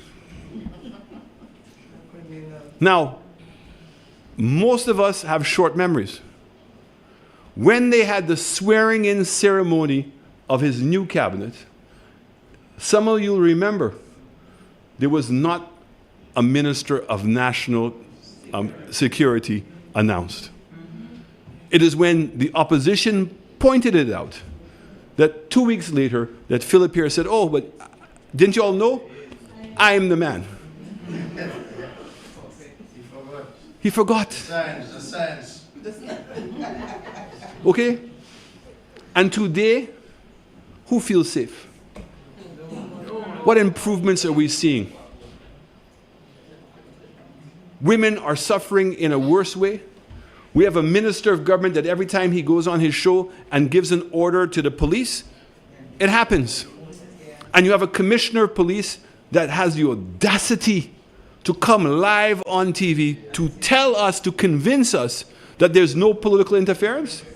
Really? So 4 days after the minister said to move my security, you move my security? Ron, Mr. Gustav Yan is still on leave. Look what is going on right before our very eyes. Oh. Cacal comes and sings, and they admitted that Cacal sang those songs before. So it was not the songs they were upset with. They were upset with what? That Cacal came and sang on United Workers' Party platform. And that was to cover up for what? Because of the number of people that were there. And they tried to do something to diminish the impact of what you, the people, were standing for. And that Cacal was a professional. He was paid. If you remember what he said, I want to sing more songs. Y'all paid me money. Too much money for 2 songs. Too much money for 2 songs. I'm saying these things to remind us what has been going on. When we had cost of living, inflation going on in the world, and the Prime Minister wanted to introduce the 2.5% tax, and we went after him, he looked all of y'all in the eyes and he said to each one of y'all in St. Lucia, this tax is to help with health care and security. And I'm asking all of the St. Lucians to make a sacrifice. So people who are already struggling had to make the sacrifice. Yet when a businessman came here 2 years later and said to the Prime Minister straight, I cannot do this investment if I have to pay this 2.5% tax. The Prime Minister waived the tax for him, but he continues to tax the poor people of this country that are crying every day because they cannot buy enough food for their children. They cannot buy enough medication, and that they're struggling every single day. But he's asking you all to make a sacrifice.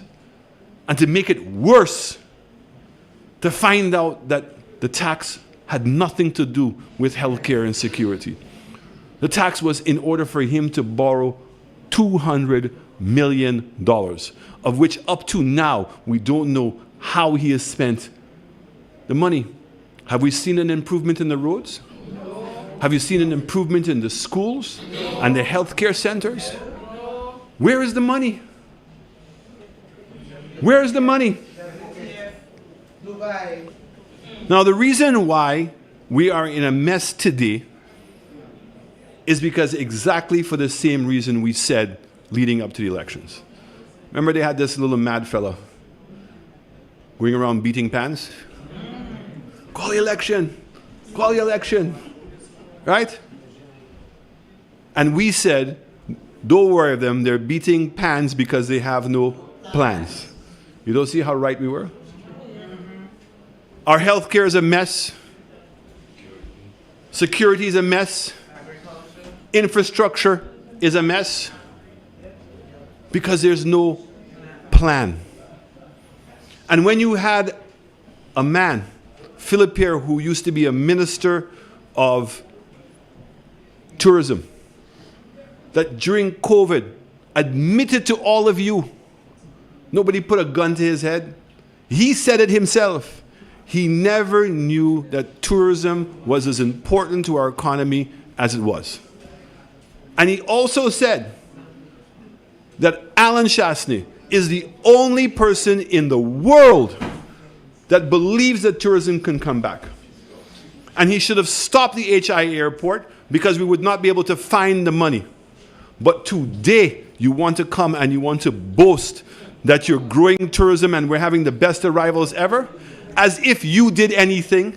You did nothing. Left to you, we would have no tourism in this country. But that's where we have to start taking sense from nonsense. Okay?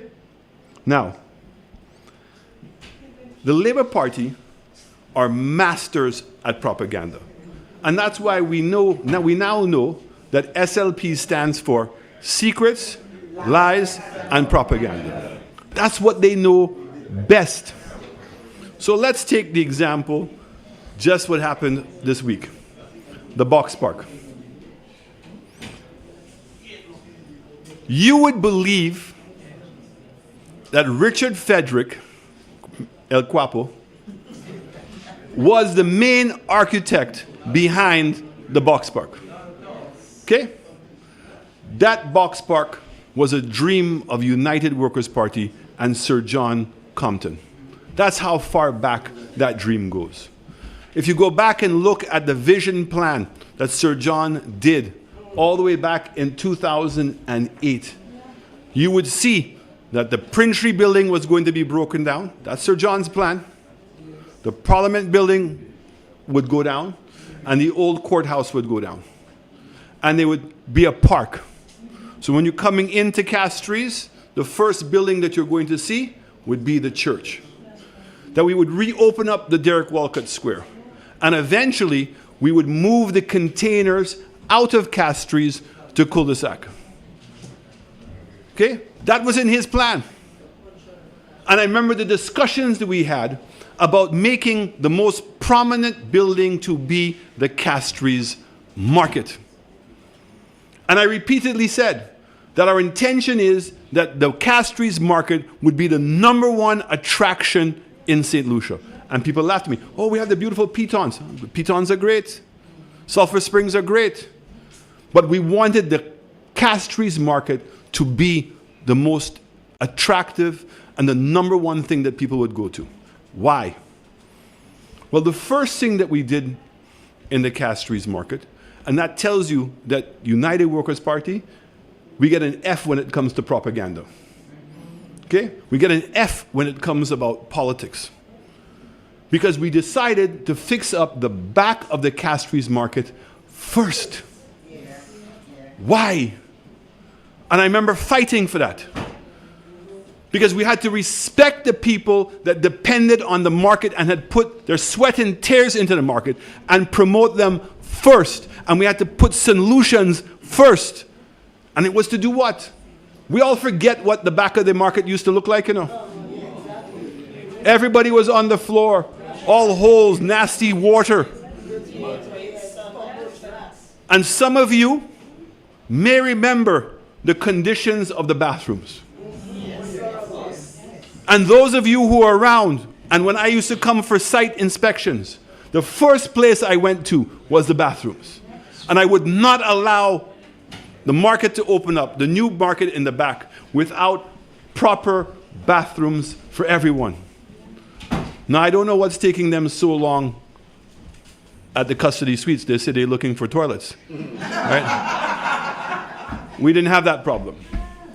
And you remember we built the stalls. We put everybody under cover.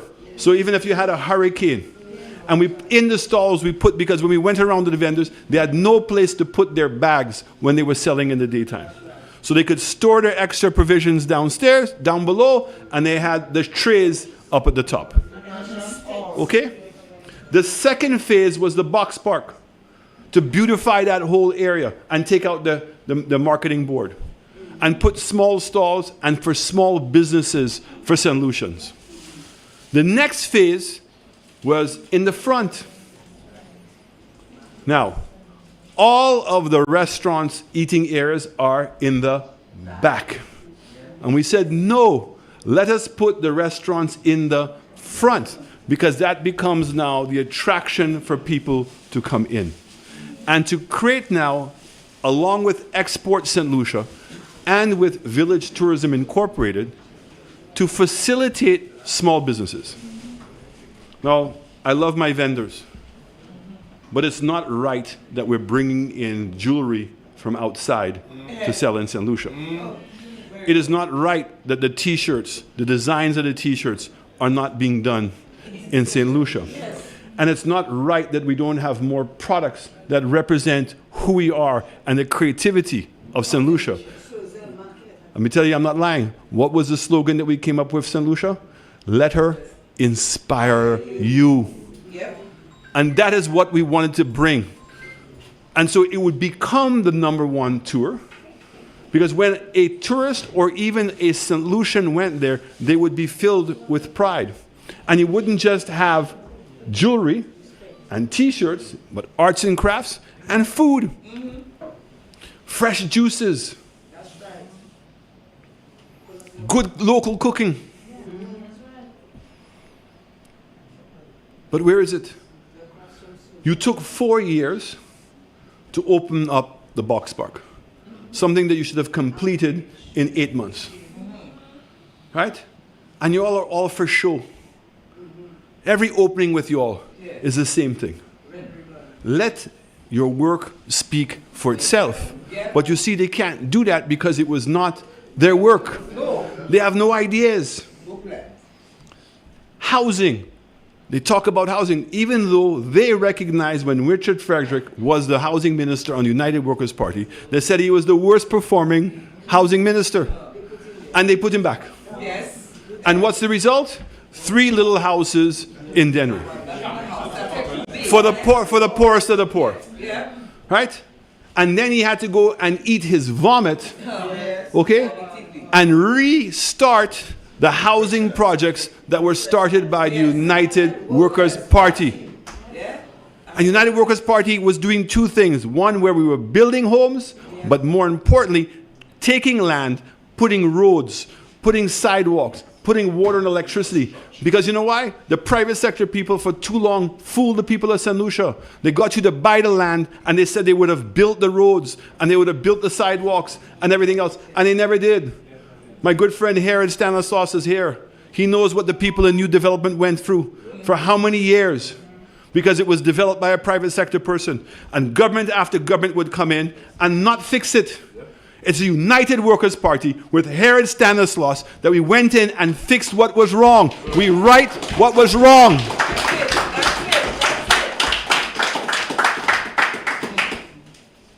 You know, the people in Roseau have taught all of us a lesson. So I don't know if you all saw the video. Well, the video I'm talking about was the time that Stephenson King, the lazy roller, the snake, was sleeping in Parliament. Well, for those of us who have worked with Steve, we know that that's a common thing, right? He's up when you're supposed to be napping, but the rest of the day he's sleeping. So here it is, he's sleeping. The people in Roseau are complaining about their roads. And Reno Gajada, right, Mr. SLP himself, goes down and immediately starts fixing up the road. And the lazy roller is still sleeping. Who is in charge of the country? Every single job in this country is going to Reno Gajada. There's no other contractors in this country. And Reno owns the trucks, he owns the cement, he owns the wheelbarrows, he owns everything. And then he has the audacity to put on the thing and say, we love you. Of course you love St. Lucians, because St. Lucians are making you a millionaire at their expense. The same Reno Gajada who says he wants to come to my constituency and to pay the people to make sure I don't win. I've told him, I'm telling him again, the Labour Party has denied economic opportunities for the people in Micoud South for the last 4 years. They need the money, Renault. Bring the money.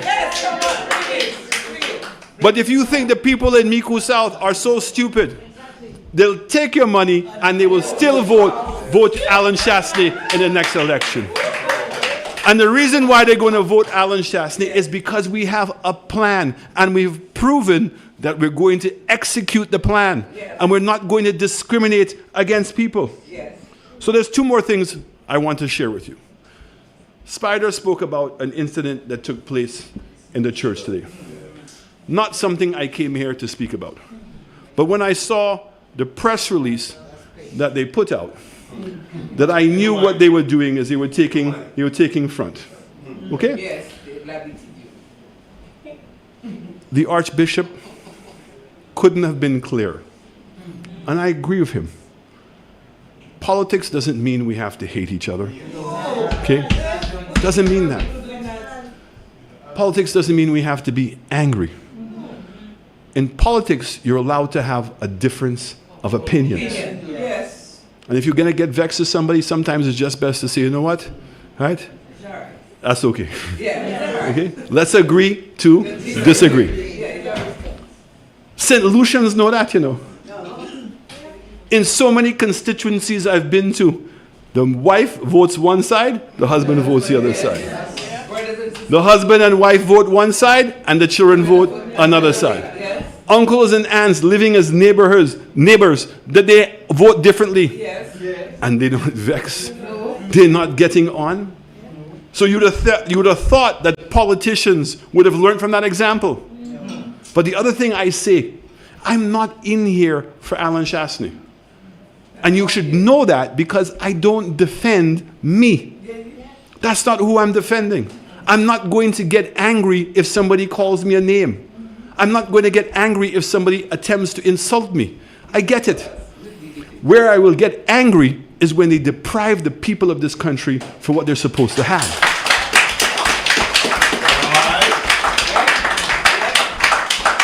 So when the Archbishop gave us examples of leaders from the Bible, Abraham, Elijah, Moses, Jesus, I'm not saying that any one of us are them, but he used them as examples, giants of morality, and said, in our differences, let's make sure that we bring down the anger. Yes. Let us make sure we bring down divisions, divisiveness in our country. Let's not be divided. And he said, when I come to ask persons to reach out and greet each other in a sign of peace, I'm hoping that both sides will come together. I took that what the Archbishop was saying to us is lead by example. Today, start a new phase. And let us go and shake each other's hands. So I went over. I didn't see Philip. I didn't take anything from that.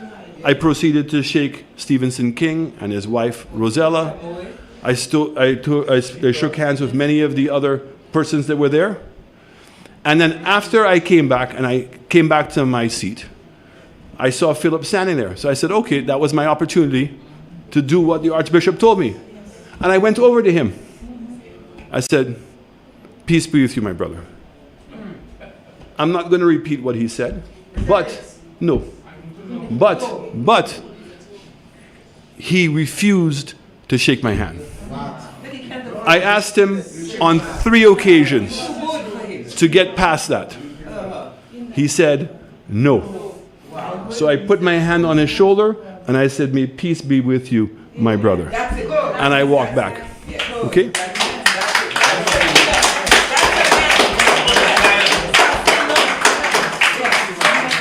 The press release that came out is nonsense. It's propaganda.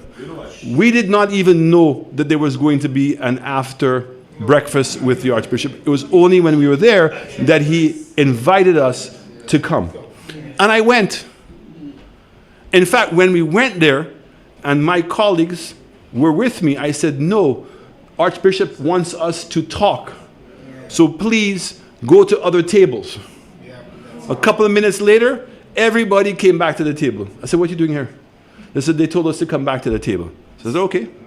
So we sat around for a while, and then I started getting phone calls because we had a bunch of ladies waiting for us at a restaurant for breakfast. Yes. I saw Emma leaving. I said, okay, well, maybe the Archbishop couldn't make it, so I left. Not to insult the Archbishop, because the Archbishop and the Catholic Church, I have too much respect for. I may not always agree with them, but I have respect for them. And I have the respect of all the people who honor and follow the Catholic Church and the Archbishop. And I admired his courage today to take a stance and to do something about the hatred in this country and why we are so divided, and to take that position, a neutral position. So I want to say to the Archbishop, thank you, Your Grace. Thank you for what you did. And despite what has happened today, and even because of the press conference, United Workers' Party will remain committed to run a clean election and to put the priorities of this country first. That's what we're going to do. Now, the other thing that came out,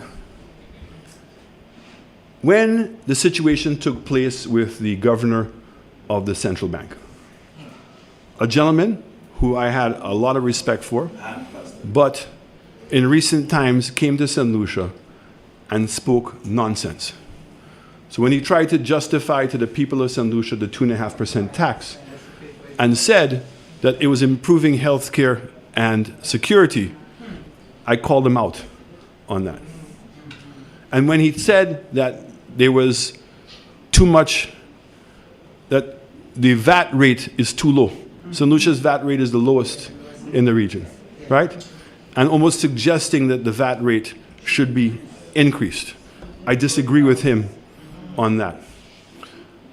So imagine, for me, when we heard about what was taking place with the $22 million mansion.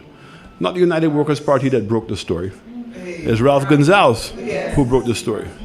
Have we heard our government say anything? And the fact is that the Prime Minister was the chairman of the Monetary Council. So how can we not now speculate that was a COPLO going on? So I will come and tell you, right? Tell you that things are good in your country, right? And you can be quiet about my $20 million mansion. How can we not speculate? But that's the propaganda of the Labour Party. When now the statements came out about the Cuban doctors and nurses, now we need to be grateful. The Cuban doctors and nurses have done a phenomenal job in St. Lucia, and we're all very grateful. But the issue is that we have become very dependent on the Cuban doctors and nurses, particularly because our doctors and our nurses have left. And with that threat, you would think that the government would come out and say something to all of us. They said nothing. Within days now, an article comes out from the New York Times. And this article now is being circulated globally.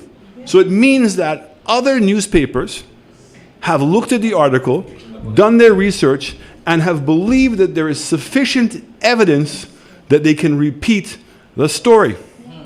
And the story is what? Although Trump failed to reintroduce a travel ban on day one of his second term, as he promised, he did issue an executive order on January 20th, directing cabinet members to draft a list of countries that should face full or partial travel restrictions because they're, listen to this, in quotes, vetting and screening information is so deficient, meaning that those countries were not doing a good job of protecting their borders. And that is directly speaking to the CIP. That's not our words. That's their words. It says a White House official told The Independent, so this is another newspaper, no decision has been made. It was developed by the State Department weeks ago. Officials familiar with the matter told the outlet, who cautioned it will likely undergo changes by the time the White House gets a hold of it. So here it is, we have a story that's frightening. Because no longer is the US government threatening to take away the visas of government officials, but they are now going to deny you entry, deny all of us entry into the United States of America. Okay, now, Trump is putting on tariffs on Canada, that is their strongest neighbor. They're doing the same thing to Mexico. They've threatened England. They've threatened Europe and also Japan. I'm going with their allies. So if you think that Trump is not going to play and he's bluffing, look what he's doing. The stock market's going up and down because of his actions. So what gives this story credence is because we see that Donald Trump is serious about fixing the problems in America, particularly his border control. He said that he was going to do it. He won the election. He won the Senate. He won the House of Representatives. He won with one of the largest margins of victory. We in St. Lucia are going to contest that? I don't have to agree with it. I may not like it, but the fact is you have to respect that he has been duly elected as the President of the United States of America. Now, how is a government that cares about us or is effective in government supposed to react it? First of all, when we said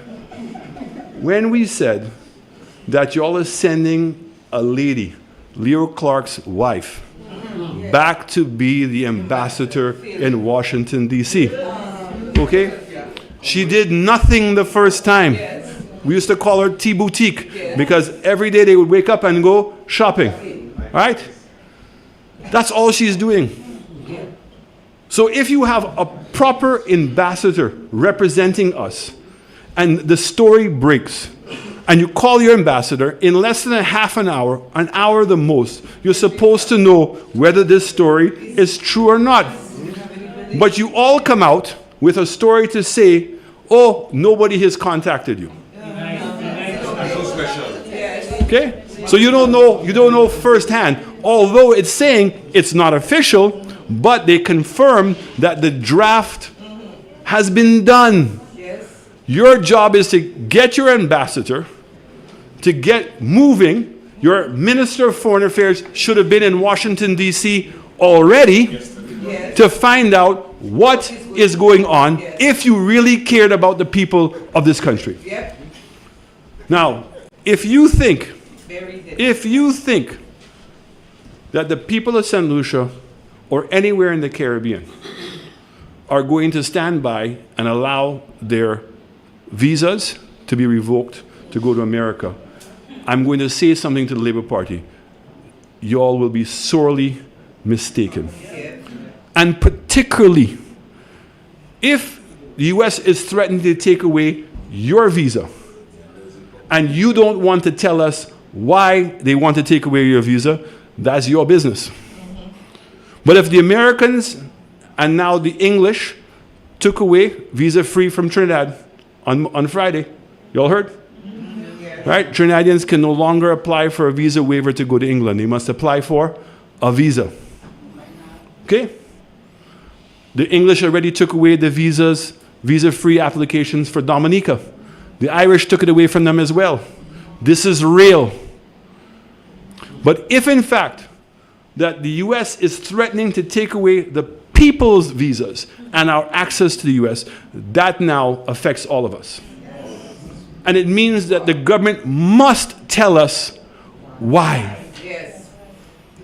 And our response is not to gloat. Our response is not to say, I said so. Our response is that you have an obligation to tell the people why. If in fact you want the support of the people of St. Lucia, you must show them how the U.S. is being unfair. But if the truth is that because of the CIP and all the questions that you have refused to ask us, answer for us, yes? The questions you've refused to answer, and you've also now found out you refuse to answer to the Americans and to the British, and they want to put sanctions on you, okay? Then we must stand up, my people. We must take action. Because if we don't, we will not be able to right the wrong. But if we want to be able to right the wrong, the example of what happened in Roseau, where they closed down the road and they meant business, that is what the Labour Party responds to.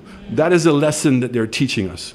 So I want all of you to get ready, because elections are soon. Labour Party is going to get Kakaglo, and they will not be able to call the election. We are going to have to make sure we have some toilet paper, and we make sure that we clean them and get them ready for the elections. But it's time for change. It's time to right the wrong. Thank you very much.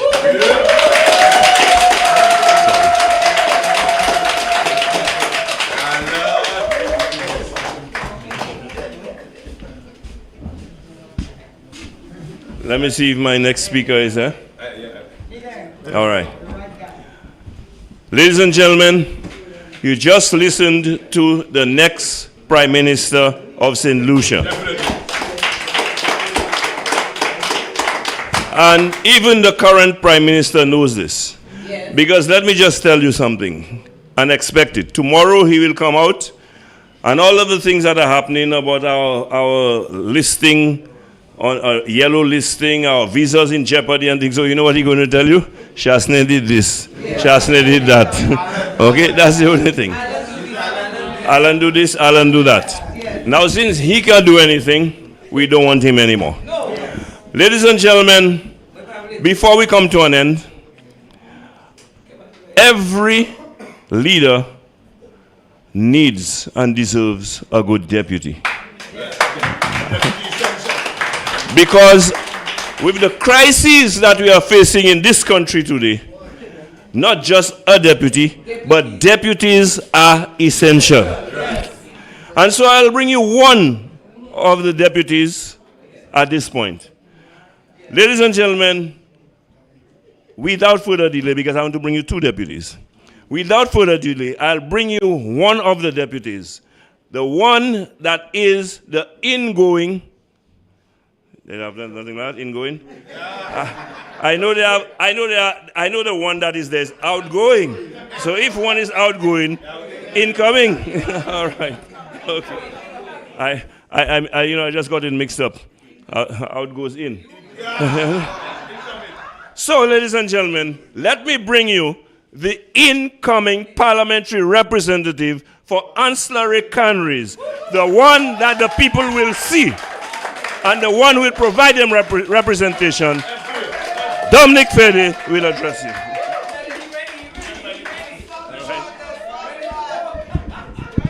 No time to waste tonight. No time to waste tonight. Good night, good night, good night, my Flabo family. My Flabo warriors. My Flabo family. Are you ready? Well, I am sure you noticed last Sunday that the Labour boys are in panic mode. Now, remember they said that I was autistic. Remember that?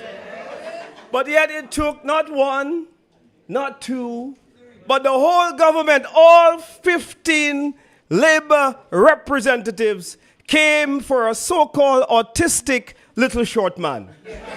Now, what does that tell you about them? It tells you that they know that the ancillary cannery seat is coming home to the United Workers' Party. Now I want to say to every mother who has an autistic child that this is not something that you should be ashamed of. And so while they are dirty in their politics, our movement is to fight for every autistic child in St. Lucia. Now in that same meeting, my good friend, the Minister of Tourism, my records are over his head. And so he said, one thing I don't like about Wayne Girard is that Girard don't show videos of his work to be done. Now, if Girard doesn't have anything to show, do you believe he will have any videos to make? So Ernest Hilaire, what you fail to realize is that Wayne Girard does not have any work to show the people of ancillary canneries and the people of St. Lucia. But the people of Roseau this week showed you this week that they had many videos to share with the people of St. Lucia. And so we saw the burning heat of dissatisfaction of a people who lit tires and blocked the road and anything that they can find, trees and old pallets and chairs and old furniture, and they made a statement, and that is the St. Lucia Labour Party, just like they're failing all of St. Lucia, have failed the people of ancillary canneries. Now, I want to say this to you tonight. Thank you for that little latitude to speak a bit about my constituency. But tonight I have more serious matters to address. I want to share with you a clip. I don't know if you can hear it. Please turn it up loud. But I want to share with you a clip. Listen to that. Revealingly, the report suggests that, quote, the crime problem in St. Lucia is facilitated by corrupt politicians, government officials, business persons, and police officers, unquote. Now that's Dr. Kenny Anthony, who was the Prime Minister at the time when he had received the impacts report. I want to ask you in the audience, do you think he was talking about Spider? No. Do you think he was talking about Herod Stanislas? No. Do you think he was talking about Alan Chasney? No. then who is he talking about? You see, I rest my case. Now, word came to me that some of you were getting frustrated and you think that we are distracted by El Guapo. And you think that we're focusing on the Richard Frederick narrative too much. And you feel that we should leave him alone like we have. But I'm here to say to you tonight that Richard Frederick is a cancer at stage 4, aggressively fighting against the body of politics in this country. And it is the responsibility of the main opposition, the United Workers' Party, to speak for all of those people who are afraid to speak for themselves and stand up to the bully. That is Richard Frederick. For 10 years, he attacked our leader of the opposition. While he was prime minister, he spewed out racist fire against him. He called him a white man. He taught the youth of this country to hate white people. Some of the crimes against tourists that have come to this country, you need to ask yourself whether there's any relationship between those crimes and the consistent attack that Richard Frederick has spewed out against our leader on his show. Richard Frederick controls his own police force in the city council. I don't know if you've recognized that. The minister of local government is Richard Frederick, and he has been given charge over the central police, city police, that is run by the city hall. And so you cannot have a man like that in charge of a police force. The United Workers' Party has a responsibility to make sure that that wrong is made right. He publicly admits, and thank you, Sister Joycelyn, that's why I love you. Never stop loving you. He publicly admits that he has received files from the police. I would never hear Herod or Guy or Spider do such a thing while we were in government. And if any one of us make that admission, Alan Chasney would not do like Philip J. Pierre and just look on. He will say to us, you either go and correct that statement or I will dismiss you from the midst of the cabinet. Because you see, Alan Chasney understands that we need to make a separation between the judiciary, which is made up of the police force, and the executive. We are there to make sure that we shape the policy, that we have good crime-fighting strategies for the country. But we are never there to receive files from the police. But yet, Philip J. Pierre, the most readied prime minister, remains silent over these issues. Madam my friends of St. Lucia, we have to make sure that we right that wrong. Amen. Friends, he has ordered the police commissioner of the Royal St. Lucia Police Force to transfer the bodyguards of our opposition leader and political leader. How much more will we take? Look at how much power he has, Richard Frederick. He has removed the vendors and put a building of a certain face. I don't know what you call that face. But he has put a billboard proudly in place of the vendors. He has victimized them because they were known supporters of the United Workers' Party. Now just imagine if he can do that with this little power that he has. Just imagine him winning another election. What else he's going to do to you and to you and to you and all of you watching by Facebook. And so none of us are spared from the wrath and from the cancer of Richard Frederick.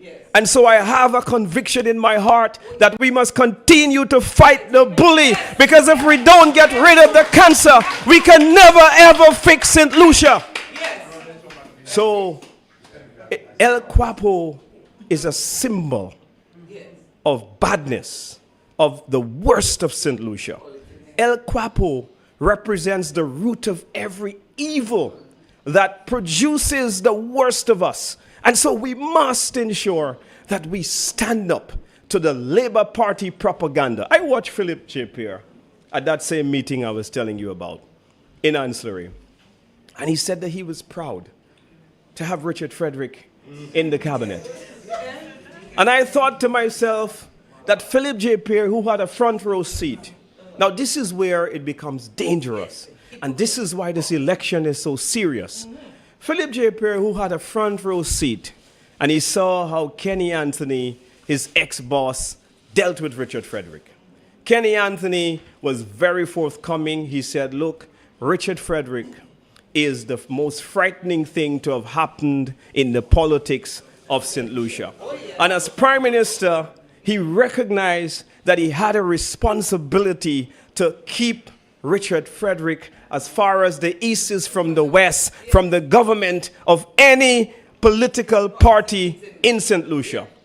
But it took a weak leader like Philip J. Pierre to sleep with the enemy just to win an election. And so this is the danger. It is not just about El Guapo, but it is also about the attitude to governance by the leader of the country. You are putting a man in charge of your country, of your national security, of your finances, but yet he's telling you that he's proud to embrace a minister who will rob the dead on cemetery contracts. He's telling you that he is proud to embrace a man who goes every Thursday on his show and boast about what he has done sexually to schoolgirls. He's telling you that he is proud to receive a man who will continue to victimize all of you because he's protecting the victory of the Labour Party. And so this is important, that we do not take our salt off the back of El Guapo. Bring more salt. Bring more salt. Dismantle his lies. Make sure that he is exposed every time. Make sure that he is not comfortable to exist like a normal reptile, but make sure that he feels the fire of the United Workers' Party. So after betraying his ex-boss Kenny Anthony, Philip J. Pierre should be put into the Derek Walcott Square. In the old days, they used to call it Columbus Square. And be flogged. Because he has betrayed his office. He has disqualified himself from ruling this country. He was part of the Labour Party that went to the U.S. State Department in the U.S. Embassy and suggested to them that they have a whole series of issues regarding Richard Frederick. They recognized that El Guapo was a stage 4 cancer eating away at the body of St. Lucia politics. And therefore, he must be extinguished. He must be rooted out. He must be driven out. And that becomes the responsibility of the United Workers' Party.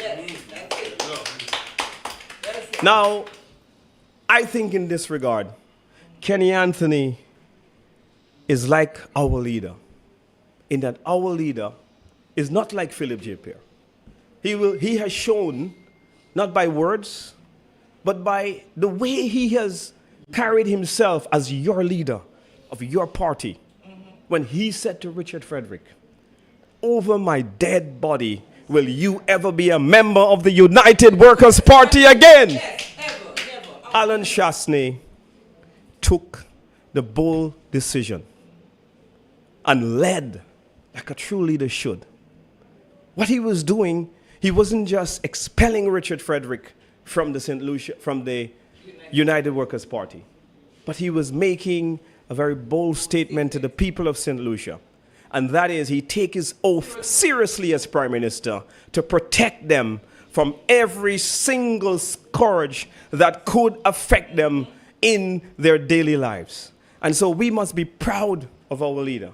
And we must boast about that, because our party's history is replete with that example to show that Alan Chasney, when it mattered, stood up against the bully and worked with you, many delegates here, who voted to expel Richard Frederick from the United Workers' Party. And so therefore, do not, yes sir, I see that you're one who voted for him. Very good. Voted to get rid of him. Throw salt on his back again. But, so be very mindful of the Labour Party propaganda. They know that you and your advocacy against Richard Frederick is really making their chances worse at winning this election. They know that Richard Frederick stands the possibility of bringing them down. They know that Richard Frederick is bad for St. Lucia. They know that Richard Frederick is nothing good. That's why none of them are coming out to defend him. That's why all of them remain silent and leave El Guapo outside to take his salt by himself. And so what we have to do is to expose them. You cannot want it both ways. You cannot call him a drug dealer in opposition. You cannot say he's the worst thing to have happened to the politics of St. Lucia. You cannot then embrace him because you believe you have a certain advantage by putting him into your government. You cannot do that. That is irresponsible, that is reckless, and that is exposing all the people of St. Lucia to grave danger. Listen, Philip J. Perry knows very well. He has a copy of the Impacts Report. And the Impacts Report, a man whom all of you know as Beige, there, the Impacts Report quoted a report that was given by Beige. Reginald Jean is his official name. And Reginald Jean, in his report to the police, said that there is a former minister in the Stephenson King administration with the initials RF who he used to kill people for and steal drugs for. Could you imagine that a prime minister is aware of this, but yet chooses to turn a blind eye and to have such an individual in his cabinet? That prime minister, I know they don't hang these days, but oh my God, he deserves the worst possible penalty by exposing so many of his people to the danger of this individual by empowering him and giving him more power. This is what we are fighting against. So El Guapo, we laugh. And yes, we make a joke. But El Guapo has serious consequences. If El Guapo is in government, we cannot solve crime. I don't care what you say. If El Guapo is in government, nobody will respect us internationally. If El Guapo is in government, we cannot run the finances of this country without corruption. I don't care what you say. If El Guapo is in government, no sovereign wealth fund is going to work. No. And so we have to right the wrong. Mama Flabo, Philip J. Perry is also responsible for everything that he allows Richard Frederick, the housing minister, to do. So we cannot divorce Philip J. Perry from what Richard Frederick is doing. Because by not saying anything, by saying that he's a big man in the house, you all remember that? He said that Richard Frederick is a big man who knows how to speak for himself.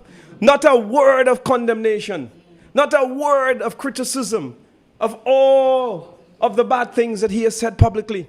He said on his show that the mother of Rush Clark is implicated in his father's death.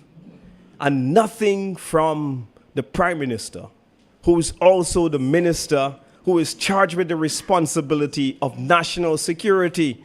The prime minister has abdicated his responsibility to protect the people of St. Lucia. And so we must bring the Flabo fire on all of them. We must make sure that we extinguish this kind of dirty politics from the body politics of St. Lucia. We shouldn't allow this.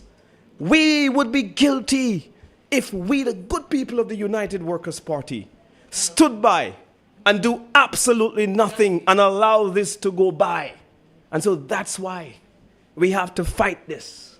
If we don't fight for this, then St. Lucia is going to pay dearly. If we don't stand up and raise our voice in this election to make sure that characters like Richard Frederick never ever sit in the government again, we are doing our people a tremendous disservice, and we would not be worthy of the great position that God has blessed all of us with to be leaders and members of this great, wonderful, United Workers' Party.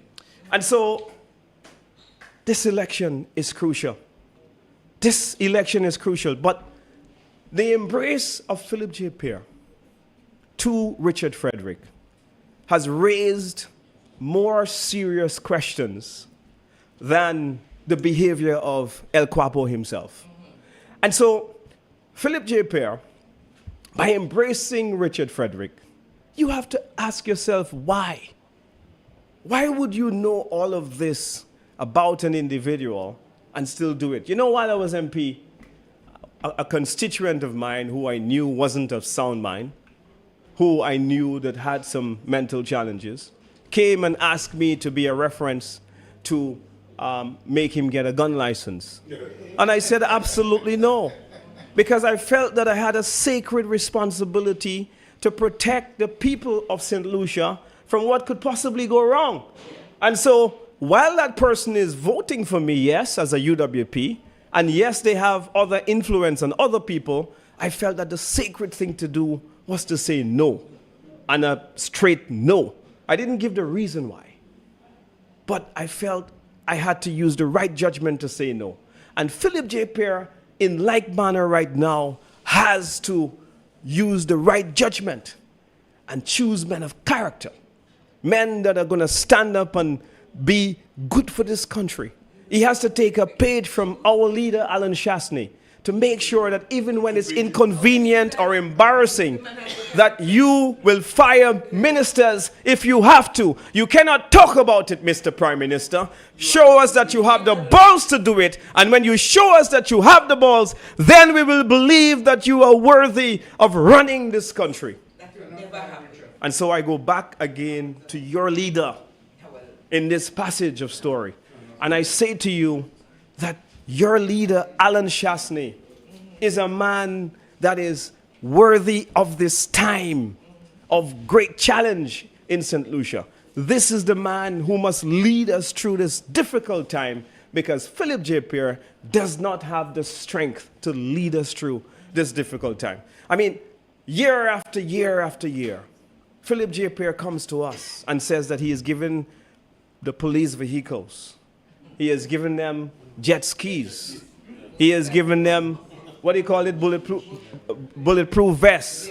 He's given them ATVs as though they're going on a jungle tour. But, Mr. Prime Minister, none of it has worked. None of it has worked.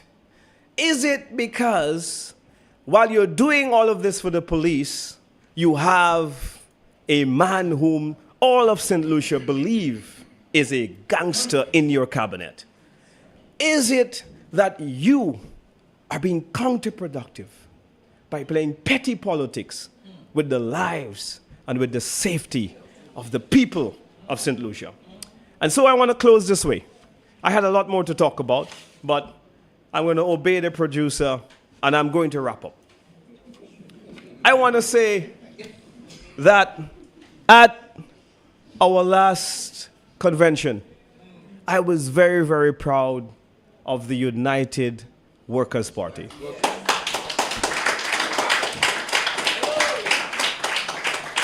You brought 13 transformational motions. And I just want to take a moment to share 3 of them. What the United Workers' Party is fighting so hard for is this. National health insurance was one of the motions brought by our delegates that the United Workers' Party will be fighting for. In this election, we are fighting for affordable housing so that most St. Lucians can finally afford a piece of this little rock. That's what we are fighting for. So you are asked for policies. We're giving you policies. The United Workers' Party is fighting to remove property tax on the pensioners of this country.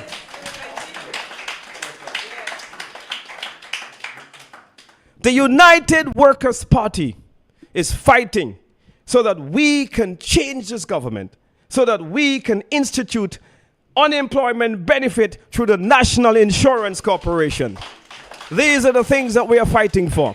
We are fighting tonight to restoring the e-books program so that we can encourage students to learn through the digital age and to advance themselves in the future economy and the new jobs of this world. That's what we are fighting for. We are fighting to revitalize agriculture.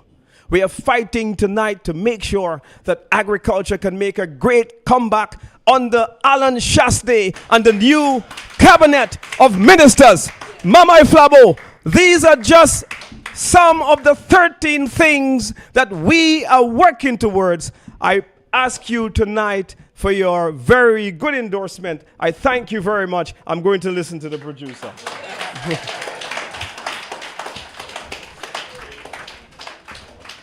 Thank you very much. That was Dominic Fede, the next parliamentary representative for Ancillary Canaries and one of the essential deputies. Now, you know, Dominic touched on something. The Labour Party like to cry foul, but they like to attack. You know, Philip Pierre is talking about, oh, they criticize how I look, they criticize how I speak. But he is on platform talking about people short and people tall and all of that. His minister in Ancillary made reference to Dominic about being short. Well, you know about Richard Frederick. Yeah. And so, what I noticed too is from that example, the younger ones in the party are learning. And so I heard Lisa Jouari, who was the master of ceremony at that meeting, she joined the fray too, and criticizing Bradley Fulgence, the candidate, one of the new candidates that we launched in Dennery. And of course, a testimony was given about him because letting people know who he is. And one of the good things that was said of him is that he, for years, long before he had chosen to be in politics, he had that tradition of slaughtering pigs and so on during Christmas time to share with the poorer people in the constituency. And so she decided to ridicule him and mock him about that. And so I hear they have those in Dennery North giving pigs. You know, but when you give them the answer, they get upset and they want to cry foul. Okay? But do you know what response someone gave her? You say, well, so what's wrong if Bradley giving pigs in Dennery North when you're in Grosseille giving cat? You know? Now, you know, these people, they ask for those things. They ask for those things. Anyway, ladies and gentlemen, like I said to you, we have a team of men and women with compassion, with vision, with tenacity, with courage, men and women who will do what it takes to bring St. Lucia back on a path of development and progress. You heard from our leader, and I told you, for a good leader, a deputy is essential. But given the crisis that we face, we need at least 2 deputies in this situation. So I call on the next deputy, ladies and gentlemen, and this deputy is a right guy. The next parliamentary representative, now before I introduce him, somebody is being blocked. PO2903, you are blocking someone. Please go on and block the person. Just like we, the United Workers' Party, are ready to unblock all the obstructions and destruction that is taking place in this country. And here is a gentleman who will be part of that team to cause the... That's right, he's a bulldozer for sure. Ladies and gentlemen, I bring to you, to close the show, the right guy, the next parliamentary representative for Castries Southeast.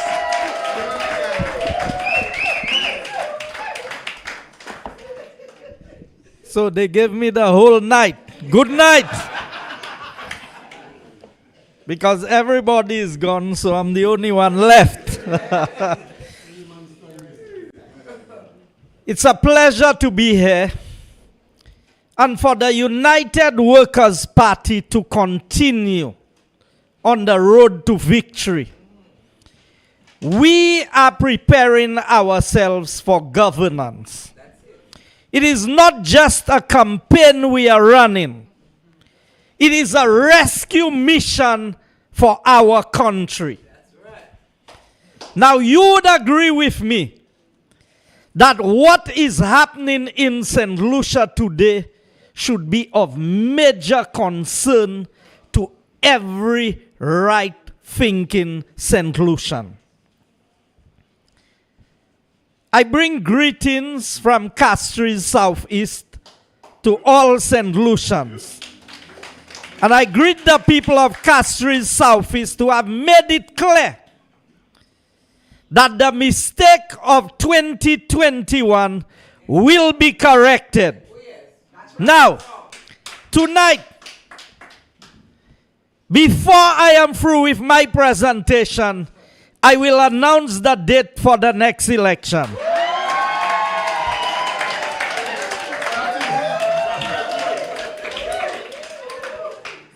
Philip J. Pierre, you went and ring the bell in Dominica. I'm ringing the bell in St. Lucia.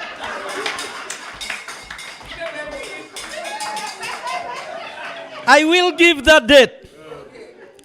You see, it is important for us to understand what is happening. And I want to take care of some housekeeping matters before I go to my real presentation. I want to ask the Labour Party and Philip J. Pierre, which minister in his government had the SSDF to pay $10,000 for catering for an SLP meeting? Now that happened against the backdrop that the caregivers were on pause. So there's no money to run the caregivers program in full. But you are able to find $10,000 to pay for food and drinks for a Labour Party town hall meeting. I want the Prime Minister as Minister of Finance to tell us which minister in his government is responsible for that. Now, if that was all, maybe I would say that could pass. But the information also reveals that another $15,000 was paid for SLP t-shirts. And that was paid by SSDF again. So, the information is out there. Mr. Prime Minister, I want you to clarify this information for St. Lucians. And when I heard my colleague from Labrie highlight the plight of another sick person in this country who had to die because of not being able to get the funds in the time that it was needed. But government entities established to bring relief to the average St. Lucian can find money to do other things, but not the money to help save the life of a person. I have told St. Lucia that this government is a heartless government. This government is a wicked government. And you know why it hurts me? I was in government. And I've never said his name here before, but I will say it tonight. And I will say it on 2 occasions.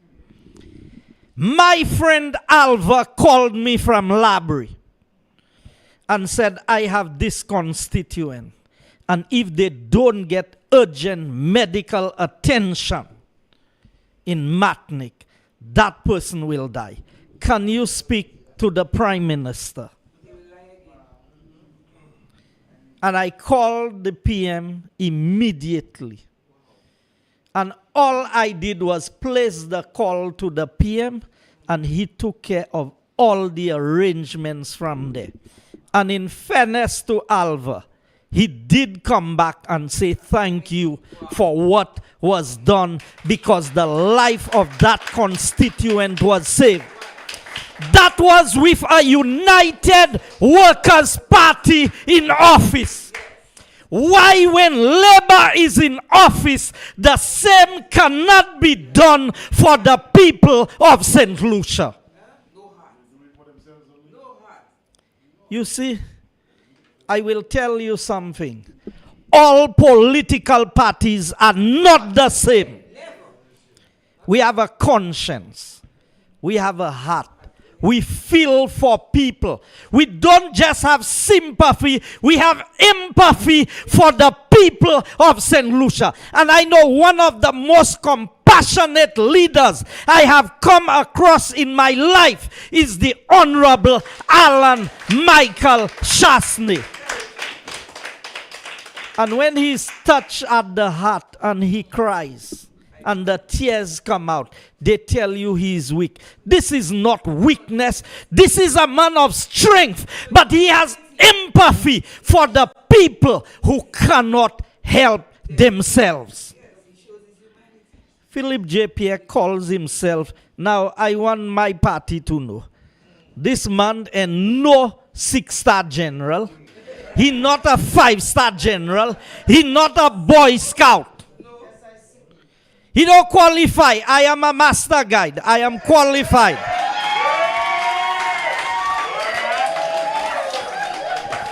I went for my investiture and I passed everything and I have all my badges. And I don't come and boast about what I am. You ain't no master guide. You're not a pathfinder. You're not a Boy Scout.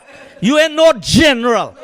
There is no general as Lapo as Philip J. Pierre in St. Lucia.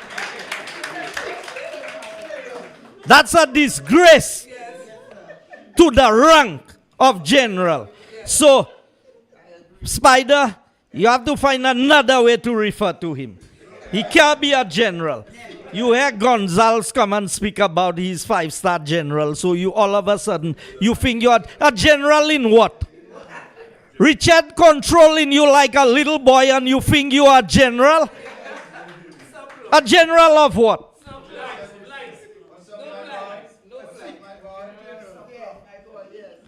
You see, healthcare is important for all of us.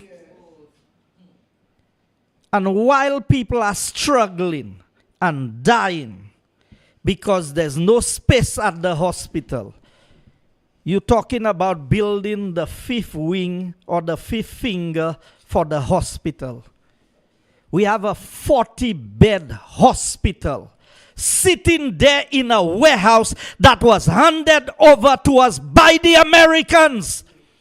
And this is a field hospital that you can put up in no time, and it can operate under the most trying circumstances. If Labour Party was really concerned about the well-being of St. Lucia, they would have cast a deck in somewhere there, and right outside of OKEU, they would have planted this field hospital, and there would be no shortage of beds and people dying in the corridors of the OKEU hospital.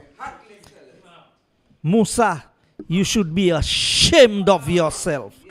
But I always knew you are more concerned about Tululu and Zagaya than you are about the well-being of the people of St. Lucia. Because when we talk about developing Marie Islet, what did you say? You say, what will happen to the Tululu and the Zagaya that is on the land there? Well, what is happening to the people of St. Lucia who are dying like flies under your watch as Minister of Health? And I heard my colleague Herod, welcome back Herod. I know you are ready for the fight. You know, you have to buy thread for surgery to go to a hospital. I mean, because some St. Lucians have not fallen sick, and I'm not asking for anybody to fall sick, but have we lost all sense of humanity? Have we lost all sense of how we relate to our fellow men? Don't other people's lives mean anything to us? Have we become so hardened? And if we are so hardened that we don't care, so you think it's only the criminals that are shooting people, that are killing people in this country? The actions of this government is killing more people than the criminals themselves. And I know they will want to take me on, but I'm ready to take them on also. Because you see, Spider, one of them said, drink your water and mind your business. I will talk about drinking the water tonight, and I will leave minding the business for the next time. Because if I begin to mind business, some people may not be happy with what I will say about minding my business. So I will say, as a health-conscious person, I am aware that you need to drink 8 glasses of water a day. And if you didn't know, whatever your weight is in ounces, you should be drinking half that amount of water. So if you are weighing 160 pounds, you should be drinking on average 80 ounces of water a day. That is what good health, that's what good health practices instructs. But you see, some people in this country,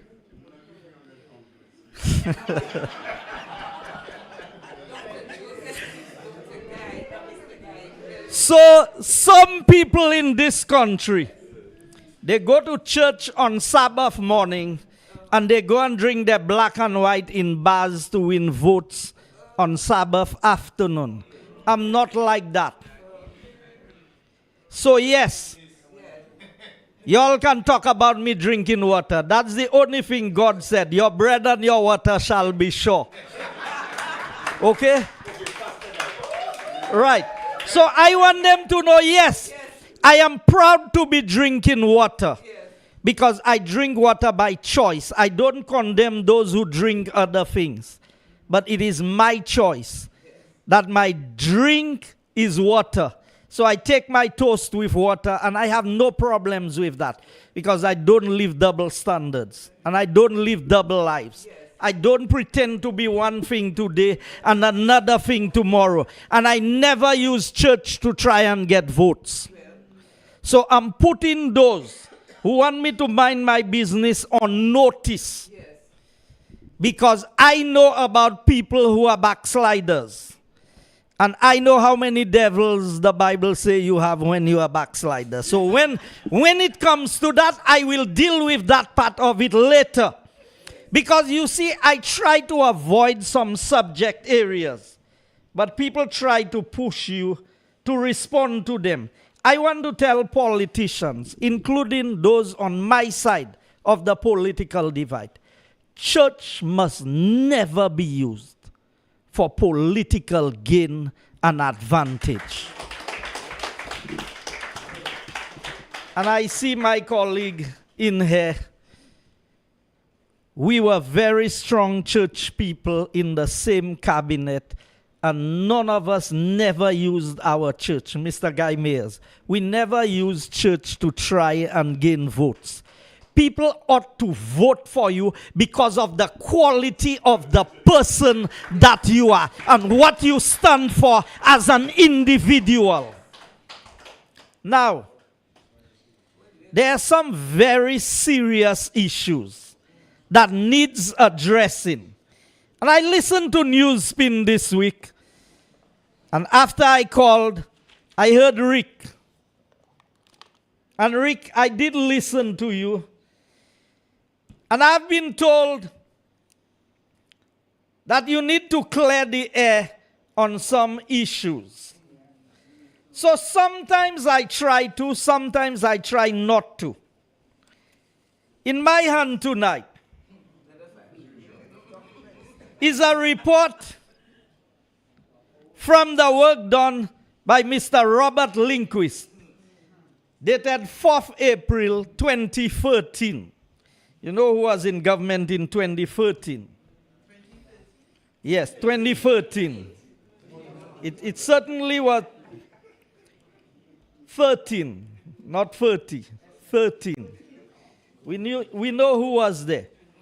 So I will highlight just a couple things. On page 13, I want you to just bear with me. It says, November 17, 2009, Stanley Herzog, chairman of Herzog, writes to PM King with copies to Isaac Anthony and Matthew to say thank you for the meeting with the team last month to provide our company's portfolio and to express interest in the following projects: Port Castries redevelopment, HIA, Port Viewfort, and the Eastern Main Road. Now you heard who they had the meeting. PM King, Isaac Anthony, Sean Matthews. Did you have Guy Joseph in there? No. You tell me I have 5 minutes. Can you imagine that these were the people who met to discuss HIA Airport? But what you heard them saying, who they said that was making bubble on HIA Airport? Okay, I will give you more.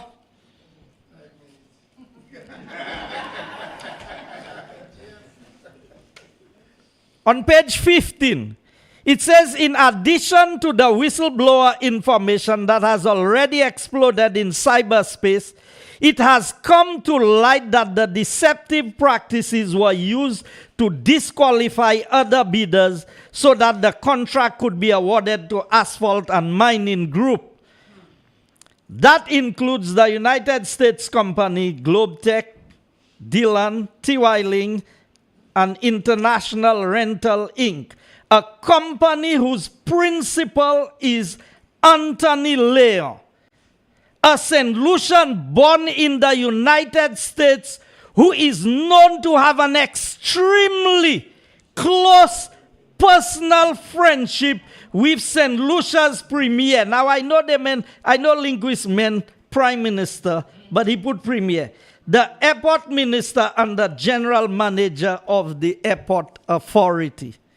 So you hear who had a close relationship with who? I want St. Lucians to understand that the reason why the Labour Party is not releasing the report about what happened with Robert Lindquist is because Guy Joseph is the person Lindquist says the least about.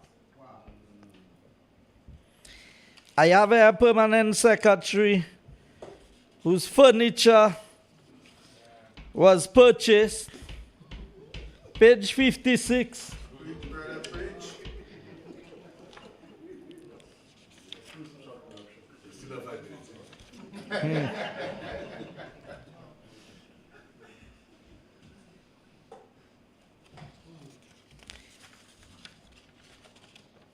It says, Dear Tony,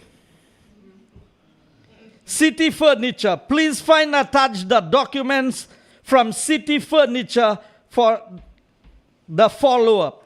Thanks in advance. And it gives you City Furniture, Pembroke Pines, Florida, sold to Alison Jean, 21st, Carilli Park, Castries, St. Lucia, 5-piece furniture, $2,967.79. That's US, yes, that's US currency. So when they want to take on Guy Joseph, and because of my time, because I really want you to understand what was going on. On page 55, I will give it to you because it is important for St. Lucians to understand. Guy Joseph was a scapegoat for Labour Party and a scapegoat for Stevenson King. November 15th, PM and Minister of Finance writes to PSG and Minister Guy Joseph on potholing works in Larishus, Olean, and Labrie Village to grant approval for direct award in favor of El Caribbean. You know who's El Caribbean? The same Tony Leon.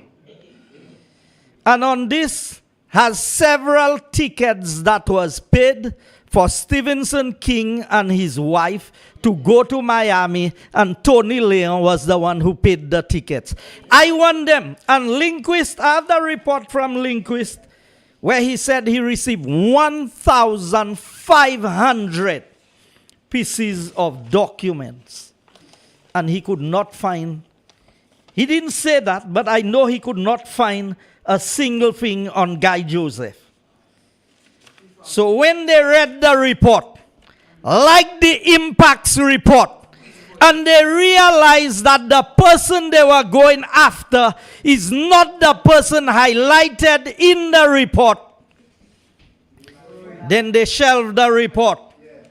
So I want you to know that the report is available both in soft copy and in hard copy in a vault in the Prime Minister's office or the Cabinet Secretary's office, in the office of the Prime Minister. So, Labour Party, if you all want Guy Joseph and you all have the report, release it. 2 years, you said you have re-engaged Robert Lindquist. Where is the report? What is it you have to show today?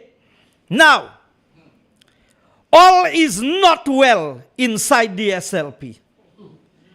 My information is that the SLP can bring dozens of people from Castries Southeast who the conversations have been held with.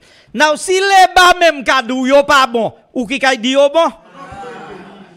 Si Labour même dou nou pa bon, nou poko represent se mouna. So yo vle changer Prosper. Yo vle changer Emma. Yo vle changer Joachim. Yo vle changer Girard. But Piese Kamawad Girard. So he try Ayasla with eskiz. Now, I told you I would mention my friend twice tonight, Mr. Alva. My information is that, Alva, you just came from Washington, D.C. this afternoon. So, if you just came from, you mean you spent a whole week in Washington and you couldn't make one phone call to Philip J. Pierre to tell him what was happening about that information about people's visas and what is likely to happen? Now I want you all to pause for a moment.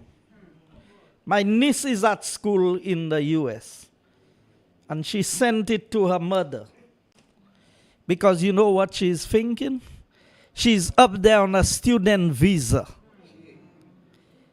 If Trump in 60 days carries through with his decision and visas are revoked, what happened to the young St. Lucians who are at school in the United States today?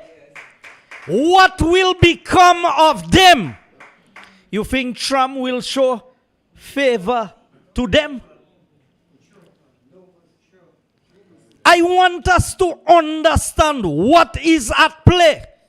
And the businessmen in this country who have kept quiet on everything that is happening, the Chamber of Commerce, I want to know what you all have to say and whether you have any concerns about this serious issue. Let me tell you, in a real serious country, everybody in government would be grounded and we should be scrambling to find a solution to that problem. But I will tell you, There's a very easy solution to this problem. No, I'm giving them the solution. The solution is simple. No. Pause.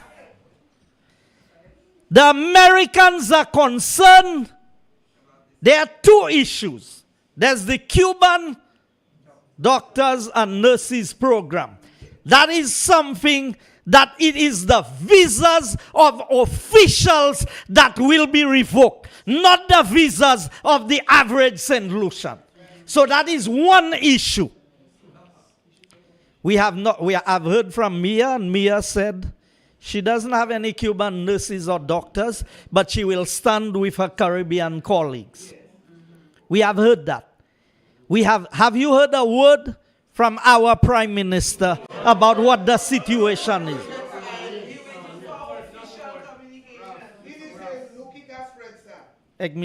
General Kissa. A General Papi show. So, Ralph has made a statement. Gaston has written. And Gaston is asking for dialogue. And they are saying, well, there may be some places we can improve. We have a Prime Minister in St. Lucia, and we've not heard a word from him. Now, I want you to understand, that is the issue of the Cuban nurses and doctors. But there is a separate memo in circulation. I don't care about whether we think that helping us to win or cause labor to lose. I don't want no St. Lucian to lose their visa to the United States. If we cannot win election otherwise, then maybe we should not win elections. So I will never come here and gloat and be happy. Because when I need to do my medical checkup, most of the times I have to go to the United States. Because moi paye foute moi vie injection ici. Okay?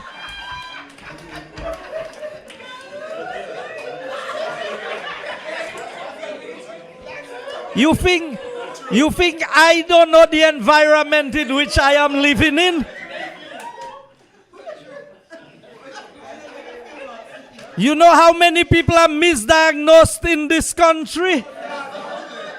You know the stress level that people go through when they have been given the wrong diagnosis?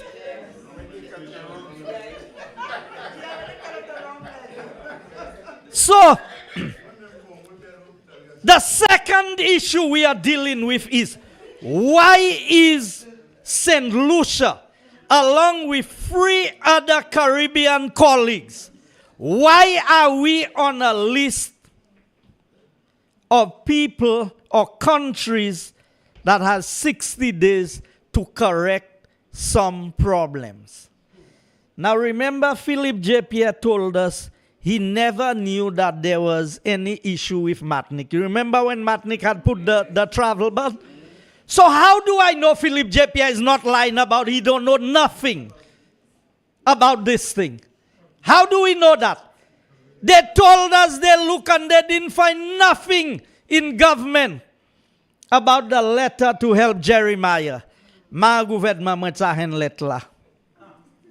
They tell you for the car racers, they couldn't get anything. I could get the letter outside of government. So you think I trust these people? See, Alva have a whole cement. Washington, D.C. C'est pas sightseeing Alva. Alva has gone to Washington enough times. Don't tell me it's the White House you go and see. Or the tower you go and see. You must have been there for a reason. Why is no information? Now I want us to pause and think about it. If there are visa restrictions on all St. Lucians, let me tell you, it's not they're not going to issue new visas, you know.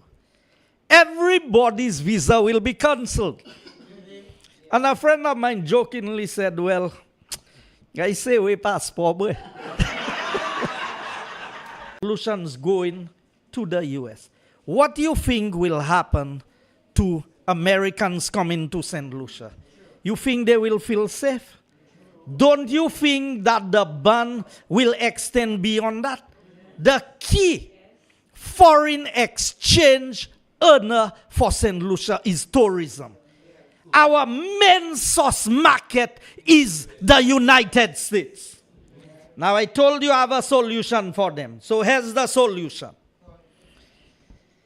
If when UWP gets into office, if Pierre called the election, Pierre called it in 21 days. We're solving that problem by the next month. You know how we're solving it? Everybody who got CIP passport through Galaxy, we go into Parliament, we make one decision, and we revoke every passport.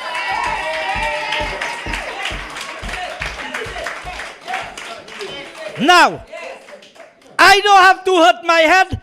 St. Lucia did not get $1 from the sale of any of these passports.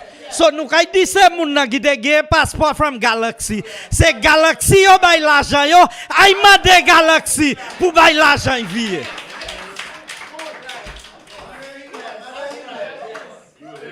Because let's face it. Galaxy collected over $1 billion in passport sales. None of that money came to the CIP unit. It did not come to the economic fund. It did not come to the consolidated fund. In fact, Hille said that is not our money. Isn't that what he said? So it's not our money? Well, y'all don't have our passport. UWP going to Parliament, and if that is the solution, so for the sake of 50,000 Chinese, all St. Lucians will lose their right to travel to the US. And the Chinese can go to the US when they want.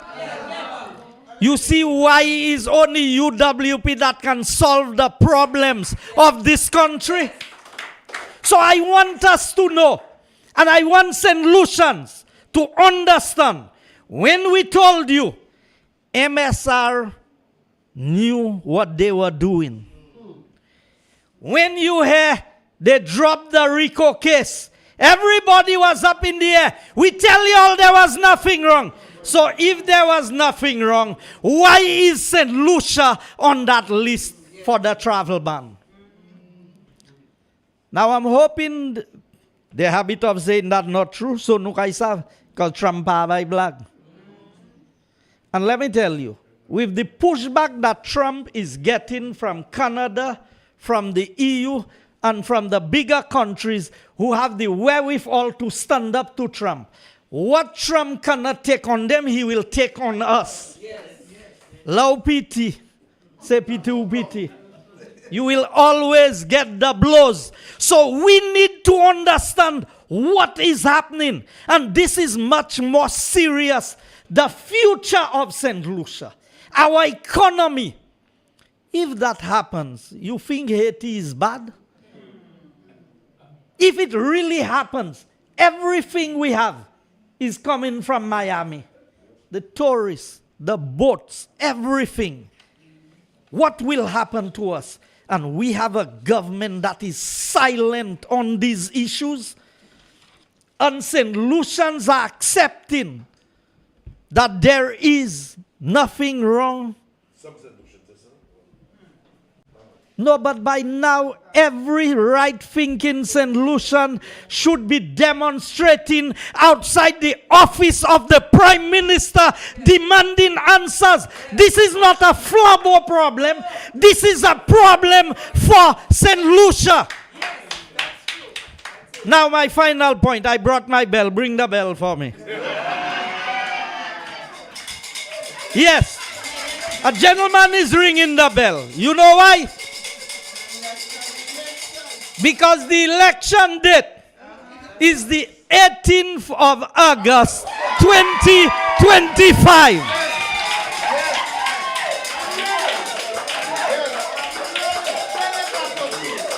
I say,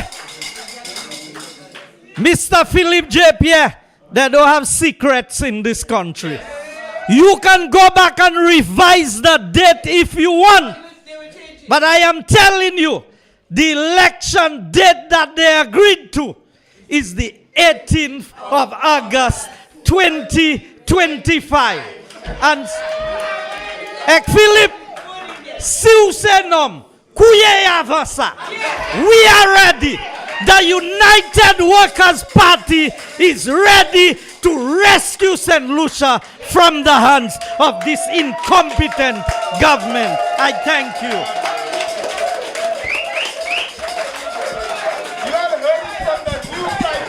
Yes, ladies and gentlemen, when I say to you that there is hope, the United Workers' Party provides the hope for St. Lucia. At this point, I know we have had a long night. I want to thank each and every one of you present here. It looks like you only get enough still. Okay, so let me say this. Given that mood that you're in, have a good night rest. And tomorrow, tune in to Like It Is, where you will get some more.